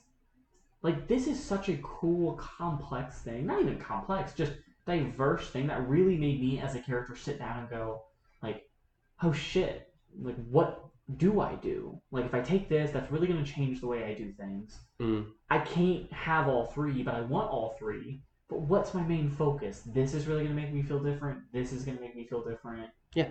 And we don't get that at least in modern Vampire or modern D&D, that feeling of, like, oh shit, do I choose this or do I choose that? Or multiple options, and that makes me think as a person. I mean, how many characters have we seen that don't have personalities, and that's the main issue, is you've just built a class with nothing behind it. Yep. It's a common problem. I agree with you in a lot of those points. I just also see it in a sense of, like, what can we realistically do about it?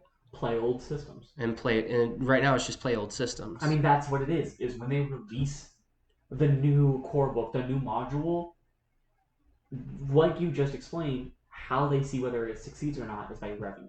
And if no one buys it and say, we don't want more of this, that's how they see. That's what made 4th edition so terrible, is that collectively everyone was like, this shit. We hate this. And so they learned. And so, that is what we do, is we go, we don't want anything else with 5th edition. Like, cool, you can make another core book that might add an extra couple feats, that I might add, maybe a weird race or two. It's not fixing the issue that the system feels dead and that I'm having to, as a DM, do all the work to build a living and complex world with a semi-dead system. Yep. It's a weird thing. It is. Of, like, I appreciate what it does give. I also hate that it doesn't give more. Yeah. I kind of stand in this middle of just, like, I don't think 5th edition of D&D or 5th edition of Vampire are necessarily bad. No, I don't think they are either. I just also hearing, like revised VTM, like, in how they used to do it, I'm like, man, I wish we had that. Because that's the thing is, I'm going to fuck up a bread and ham sandwich. Yeah. I'm going to fuck it up. It's not bad. It's also just bread and ham. I'm also going to fuck up bread, ham, pastrami, lettuce, some sort of garlic aioli. Like, yes, what we have now is not bad. It is just such a run-down and watered version of what I think they were and used to be, that it feels like, I've said this 16 times, I'm going to say it again, because every time my brain has to finish the sentence. The DM's being like, I have bread and ham, but what if I put it in space? Because I want something new. I'm tired of the same thing over and over. And so you just get every DM doing something different. Because what they've got is just simple and boring. Yep. But I am always in the advocate of, like, simple is not a bad thing. as long as it's done very correctly. Mm-hmm. You know, you know, I always say this phrase: "Simple the way a sword is simple." Yeah. It is simple, but it is incredibly effective. But the sword does not change. You don't see, those swords being modified and being claimed as the same version of itself as it gets simpler and simpler. It's like the idea of like taking a longsword and being like, all right, we made a new longsword, but there's no like guard. It's like, okay, it's still kind of a longsword, but then it's like, well, now there's no pommel. And now we've gotten rid of, the bevel in the sword. Like, Yeah, they're just taking them and just removing parts of it after each edition and still calling it the same thing. but I mean, I feel like they're specifically doing that with Vampire. They kind of just reworked it in 5th edition D&D because Advantage was added to it. Mm-hmm. Advantage was not a thing before in the older systems. Which I don't like Advantage. It's, for the most part, I don't feel like it is utilized correctly, and it's a very like, hey, can I help this? Sure, I have advantage, I have disadvantage. There's rarely do I feel like it's actually used as a story element, other than just you get to roll 2 dice and take it. Mm-hmm. Like, how are you help? You don't ever see people explain like, how are you helping? How are you wishing to do these things? Like, why does this advantage make sense? Why does this disadvantage? Unless the DM like pushes for it, which I try to push for it usually. Like, give me a reason. Yeah. Like, it's why I don't like the help action specifically, is because it is just I'm going to help you and give you advantage, or flanking. Yeah. Because it's those two are specific, just like it just gives you advantage. Yeah. It's like no, you're not. You're not doing anything to give them advantage. You're just. I don't mind flanking because it's the idea of an enemy in front of you and an enemy behind you. So you have to split your attention in 2 different directions, which gives both attackers advantage. Mm-hmm. Because it's the idea of like, if you're attacking me in front and someone's attacking me behind me, that person's going to have an advantage attacking me. And you're going to have a slight advantage because I'm worried about the person behind me attacking me. Like, Mm-hmm. I can see flanking. Help, yeah, doesn't make sense because it's just like, I'm going to help anyone within 30 feet of me. If you're within 5 feet, though, you can make an attack with advantage. It's like, how? Mm-hmm. Like, there's no roleplay element. I was going to say something else, and it was what you talked about, and I can't remember what it was, which is fine because I've rambled a lot. The point of the podcast is to rant. Mm-hmm. And I can't remember what it was before we talked about what we just talked about. Like advantage and disadvantage. It was before that. Simple in this way, a sword simple. Maybe it was that. I can't remember. Like I don't. Again, I will say I don't see simplicity as a bad thing as long as it is done well. That's what it is. Simplicity is not a bad thing when it is beginning as simple. I think a sword is simple and perfect as simple because it has always been simple. Mm-hmm. It's hard to take something super complex and then simplify it and be like, well, simple is a good thing because as simple is easy like a sword. Well, sword has always been simple. Yeah. There are complex versions of that sword, but its identity is simple. Its identity has been simple.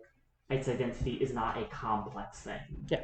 Which is why the sword analogy works. I don't think it works for TTRPG because they've always been complex. Mm-hmm. That's not what I wanted to talk about. Why I think the simplicity is becoming an issue and why most people argue for simplicity is it draws new people in, though. Which is great, but a majority of people that I have seen try D&D never stick with it. It draws people in, like you said, for that instant dopamine gratification of, oh, I got to play it, it was cool, I will never touch this again. And the people that genuinely want to learn D&D, I think, if given the option, would learn any TTRPG that was given to them.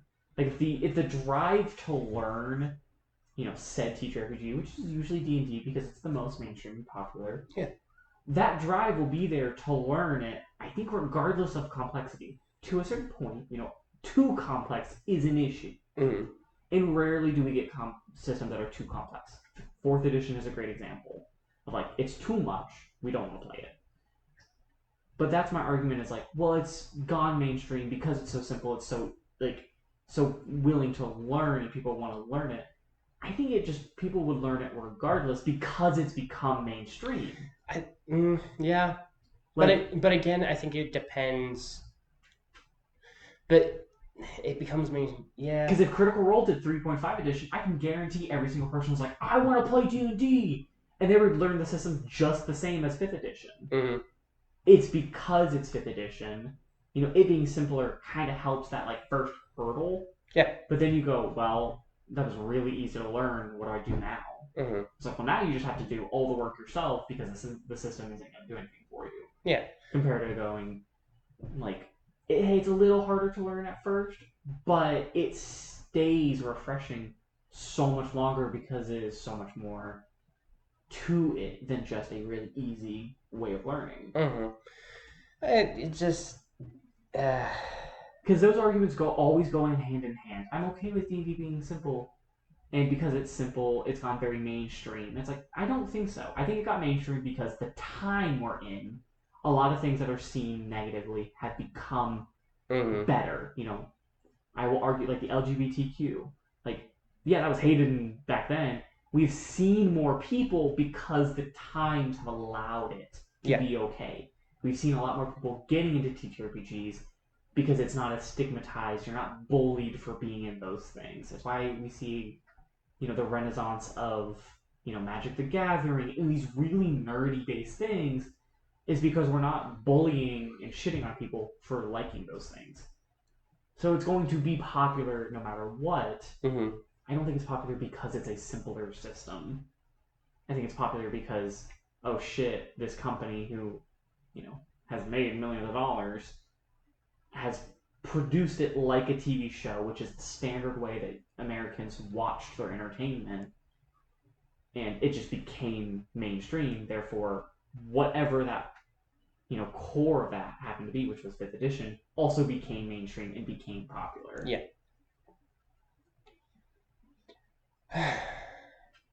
I feel like we could go.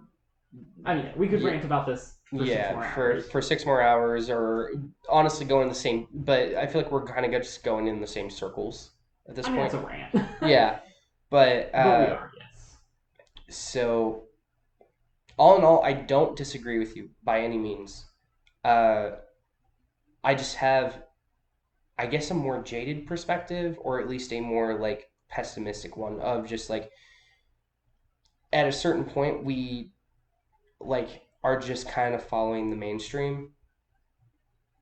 And while yes, there are things we can do about it, and I think we should do about it, uh, for something like D&D, I don't think there's much we can do on that end. That one's gotten too far. I just think it's going to dig itself into a hole. The company will go bankrupt because at a certain point, people are going to be like, we just would rather play, D&D 15th edition just came out, and everyone's like, we'd rather just play 9th edition. Mm-hmm. Like, this is just boring. It's why we see so many people playing the classic Legend of Zeldas and the classic Mario games, is because every new game, people go, I'd rather play what is good. I'd rather play what worked and what was beautifully crafted instead of just this weird new. I'll give it a try. And then it's like, But that also goes down to like expectation and like nostalgia in a sense. Mm-hmm. Especially for those older Zelda games. A lot of people are just like, well, it's not Link to the Past or it's not like Ocarina of Time, so not for me. It's like, but there are also people who are just like, have their expectations way too high. It's why I really try my best to not go, oh, this game looks like it's gonna be amazing and stuff like that. Like, I really try and there are a few games where I'm like, I'm getting that day one, don't care. That is my game. But it's why I'm like, just need to keep my expectations low because it's not going to be as good as I'm hoping it will be, no matter what. So if I keep my expectations low, it'll be better than what I'm expecting. Yeah. And that's the hard thing right now with anything, especially, is just there's not really a mitigation of expectations either. Mm-hmm. And that goes back to the instant gratification Yeah. stuff. We are so used to instantly feeling that gratification. So it's, again, I'm going in circles. All in all, We'll end it. yeah. My thing is, if you're struggling with the TTRPG you're playing, if you're not liking D&D, if as a player you feel like you're making the same character, or when you make a character you struggle to make something unique, and as a DM, if you are running D&D campaigns and just feeling like you're doing the same copy and paste, just slightly changing the theme, going, okay, this is horror, okay, now we're in something else, but I'm still doing the same thing,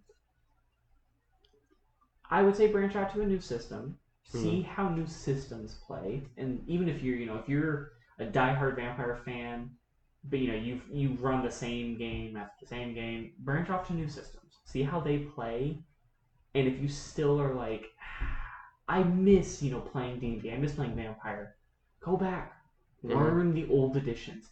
Maybe not even to play, but just learn what they did. Take the ideas, Take the innovate. ideas, see what worked, see why people loved those old editions, and either you play them, like I'm playing, third edition of Vampire, and going, holy shit, this is such a cool concept. I love kind of the way this plays. There are some aspects that are simpler, but I still like this overall because it's more of a complex idea. Either play them or utilize them. But I feel like if you're going to take ideas, then you might as well play that idea. Like, in a sense, why steal a bunch of shit from 3.5 and play it with 5th edition when you can almost just play 3.5 and rub out some of the kinks that you don't like compared to just trying to remove it from what it is and put it in something else. I mean, it depends on what you like and what you don't like and the That's amount true. of it. But for my sense of it all, do what you preferably want to do, Well, yeah. and what you enjoy. Uh, we are just seeing a trend that we're not liking. Yeah. And we are two people who also just enjoy more complexity in things anyway. Yeah. But if I was to have the same argument with my roommate, it'd be a very different argument. They are a person who does not change systems. They will just iterate on the same system. Yeah. But they are built around making what the system has, which is very boring, and breaking it by utilizing every single aspect, which is not how the system is built to be played. But it can. It can. So it doesn't. The thing is, I think I just don't like that specific wording of that's not how it's supposed to be played, because there's not supposed to be a specific way to play that particular system. Vampire, yes. D&D, it's not anymore. But that's because they've simplified it so much. Yeah, and that's what they're iterating. And that's not something we can change. That's just going to continue to go. I guess. It is a very pessimistic, nihilistic viewpoint of we cannot change this whatsoever.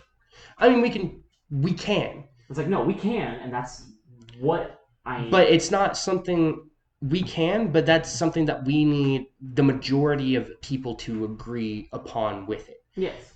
And with how popular it is right now, not going to happen. We don't know that, though.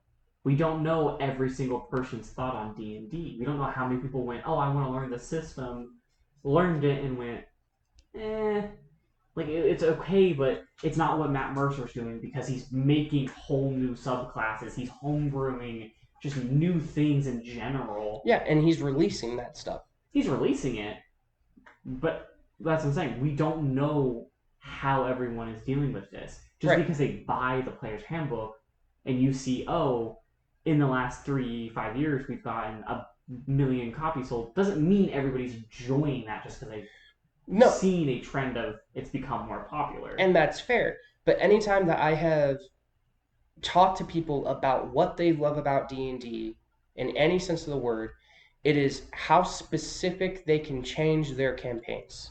Yeah. That is the main argument that my roommate has. Is D&D is a sandbox. It is a system that you can take away or give or change however you want to.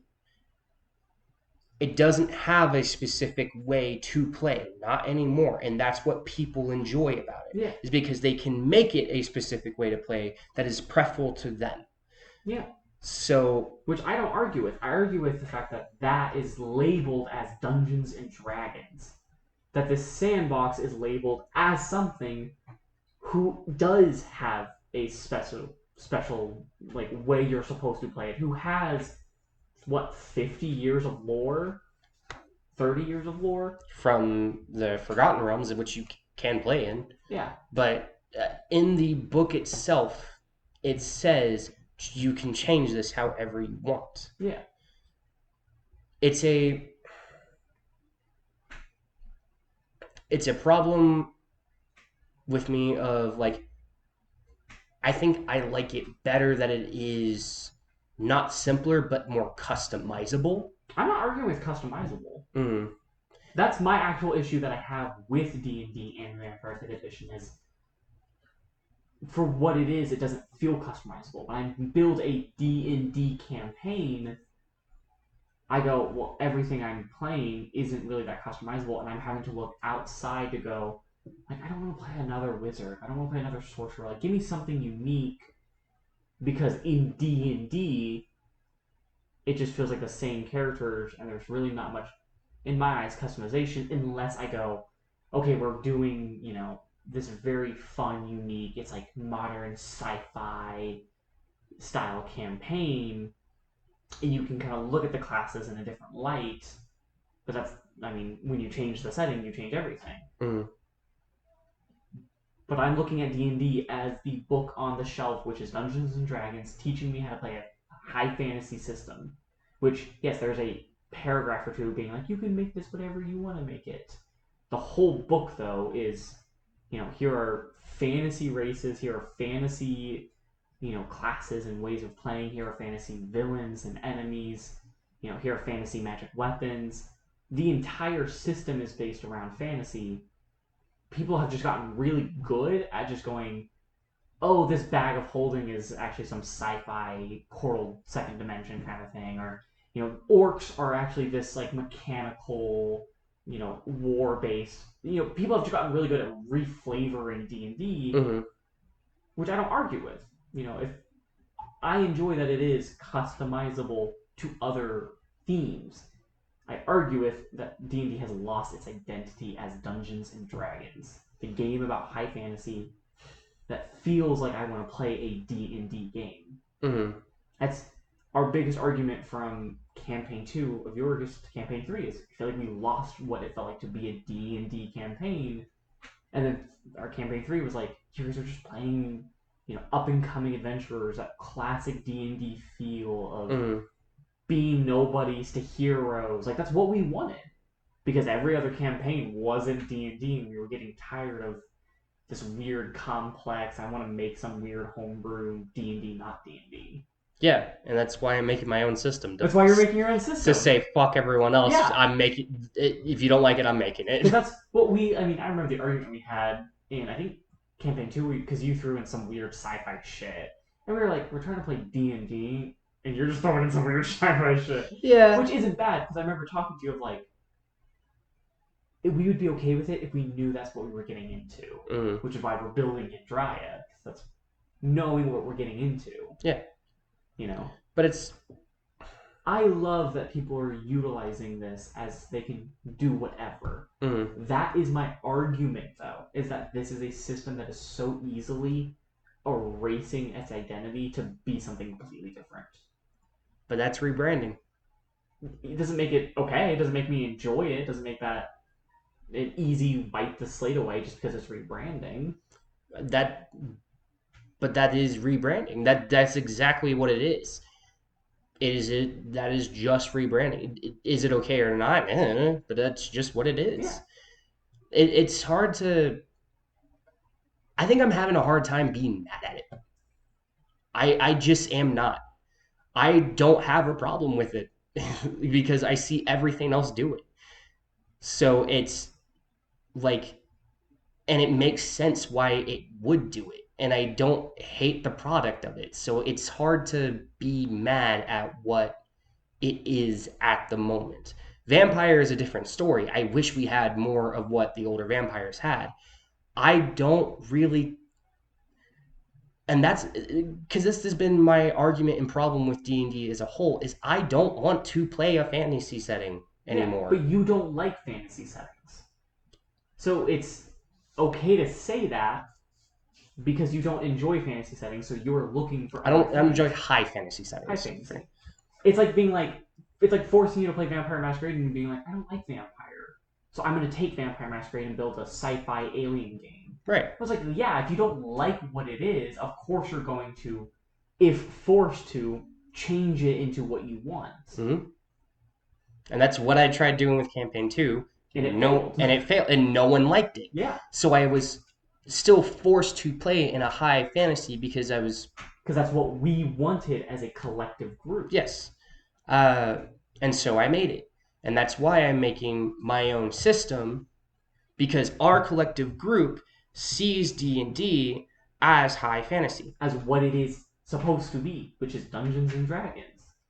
We see the system as the system was created. That's why we are so okay with switching other systems like Vampire and Doom, because when we want sci-fi, we go to a system like Cyberpunk. Mm-hmm. When we want dark vampiric media, we go to a system like Vampire. We don't try to change this system. And I will say, and I want to make this known, I don't dislike it. I don't hate when people do that. My argument is that D&D has become the catalyst for people just erasing what these things actually are and going, none of this matters. I'm just utilizing the dice.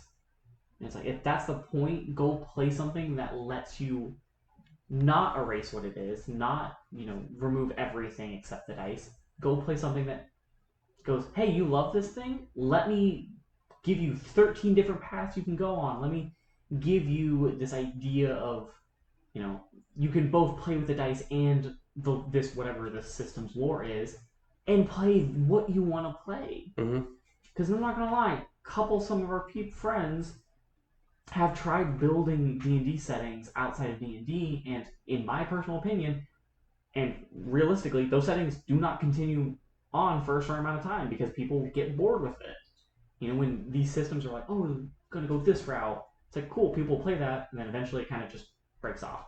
Well, okay. That depends. And we've only played with either, for our D&D standards, with either me as the DM for D&D or one of our friends who ran like a 2-3 shot. I'm also thinking of other people, both in my personal opinion, and other people, but we don't get on that with the podcast. I'm just saying, I've seen a lot of campaigns attempt to do its own twist on things, and then I've never seen those campaigns finished or get to a state that feels like, all right, we did that. Like, we didn't get to finish it, but we told a really cool blank story just using D&D. But I mean, that's a conversation off the podcast, so we can name names. Yeah. But my argument is not that D&D isn't universal or isn't customizable to any theme. It is, and it's great that people can see that. My issue is that D&D has become that skeleton key that is so easy to strip everything that it is away to just utilize the dice system. Because at that point, and you're taking that beautiful sandwich and stripping everything away just to use the bread. It's like, how can you call that a sandwich? How can you call that D&D again when you're removing everything that it is? It's the great example of, if you have a boat and through the 7 years you own it, eventually you have to replace every single plank. Is it the same boat or is it something different? If you take D&D and remove every single thing that makes it what it is, but just kind of keep the name D&D and keep the stats, is it really D&D? No. You're just doing some homebrewed, alien, cool, sci-fi, modern setting to it. Well, okay, is D&D the setting or is it the system? D&D is the setting. Is it? Yes. Dungeons and Dragons is the setting of Dungeons and Dragons. Of playing high fantasy, I want to be a half-elf wizard, an orc barbarian. The system can change, which is what it has done. 3.5, 4, 5. We are losing that, though. Yes. Like, that's what I'm saying. D&D is the setting itself, which is, as we go into further editions, we are losing the setting because they are choosing to make the system so general with everything. Like we've argued with Vampire. It is so general with what it says, so, like, just non-specific. Here's blank, and that's it. That you've lost what this thing is. Yeah, but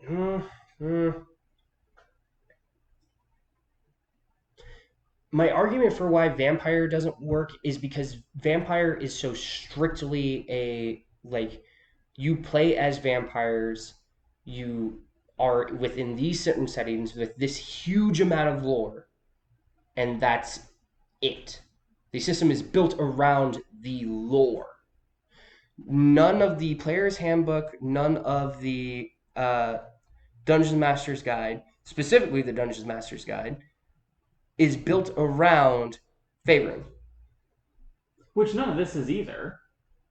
It has the Camarilla, it has the It has Sabbat. them just like the player's handbook does, which is here's a whole page of deities, here's a whole page of what this world is, but a majority of this book is here are the clans, here are disciplines, here's how to build a character, here are some backgrounds, here are some merits and flaws. This majority of the book, like D&D, like the player's handbook and the DM's guide, tells you the lore, gives you some paragraphs of welcome to D&D. This is what D&D normally is. These are the characters you normally play. Here's some examples of play. I'm playing Sirana, the High Elf.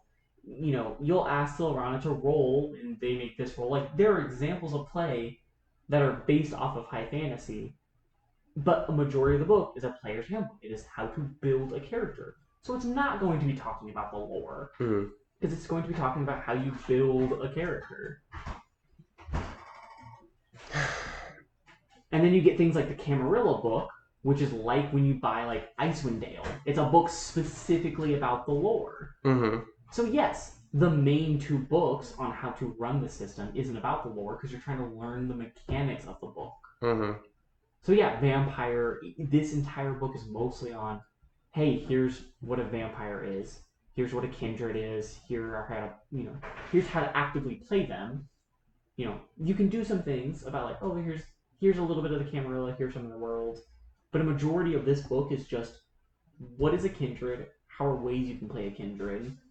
And then some more stats for, small things, like the player's handbook. Here's a bat, here's a wolf, here's a goblin kind of thing. Here's a skeleton. All right. We should end it soon. We should end it. Yeah, because we are going to continue to argue. Yeah. Which I don't think we're arguing. We're debating. We're saying the same thing, essentially. You're just on a slightly different viewpoint than I am. We both hate the way it's going. You're just okay with it, and I'm wanting to reverse it and go, no, let's take a step back. I'm looking at the good and bad while you're doing the same, but we're going in two different directions of it. Oh my god, you're the Camarilla. I'm the Sabbat. You're just okay with how things are going to continue going with it, and I'm playing the Sabbat. It's like, fuck no. Murder the people in the streets. Change it. I guess so. I mean, it's just different viewpoints. It is. And, we can agree to disagree on this one. Yeah. I think we should end it here for now, though. Because we will just continue to rant about this forever. It's our first episode, we've had to end a rant for the sake of the rant going on too long. It really is. Well, because we're both very stubborn people and no, I am right kind of mentalities. It's a rant that you can't say one person is right, one person is wrong. It's just really like because we're like I said, we're agreeing on the same thing. It's really just what we want the outcomes to be. Yeah. Is what we're arguing of. I want it to be this outcome. You want it to be that outcome. And we keep saying yes to the same reasonings and like base to it, but we just keep wanting the outcomes to be different. Yeah. So anyway, agree to disagree. Again, don't think we're disagreeing. I think we're just seeing different things. We're seeing different I things. hate the agree to disagree. It's such a passive aggressive way to be like, I still think you're wrong, so get over it. I'm gonna say I'm right, and we're ending this. I guess that's fair. I just don't know any other way to put it as. It's literally the agree to disagree. It's like just say like, oh, I think your point's valid. You know, unless we wish to continue this for multiple hours, maybe we just end it here. Agree to disagree. I think you're fucking wrong, and I'm right still. Maybe I do, maybe I don't. We're gonna hash this off on the pod. Yeah, we are. Next week it'll just be me because Lucas will be dead. You think you're gonna win? You think I'm not gonna fight dirty? Kidney punch, kidney punch. Low blows. Yeah. Anyway, it's a very fun debate. It's a fun debate. It's why I preface that it's a very philosophical debate of like there really is no answer. There is no right or wrong answer. And there's just preference. What we're talking about has so many dozens of noted steps of society and real life and trends that we're seeing in just the world now. That's like, yeah, this is just, if we were in Greece, we'd sit and talk about this for a year. We would. What's it? I still love you. All for me. That's all for me. I'll agree to disagree. I guess. We'll figure out a better phrase for that. You know what I mean. Till the next time. Till the next time we rant about this. Because it probably will come up again. Maybe. I mean, it's like many rants, you really can't change someone's perspective. No. So it's like, really, is there any point to continue debating or arguing this when knowing you are not going to, Sailor Moon transformation change who you are? And again, it's a difference in preference. Yeah. So, just like I said before, do what you prefer. Yeah. That's kind of, I guess, the moral of this whole rant. Yeah. Just do what you prefer. Do what you prefer. Anyhow. See you next week. See you next week. Do you know what you're doing? No clue. Have no idea. I had this episode last night. Yep. I texted you, I was like, I don't know what to do. I had this idea. Listen, In Defense of Paragons came at me in a whim, and I was like, I have to do this now. Yeah. And now I'm just like, I don't know. What do I do? What do I talk about? I'll figure it out. Yeah.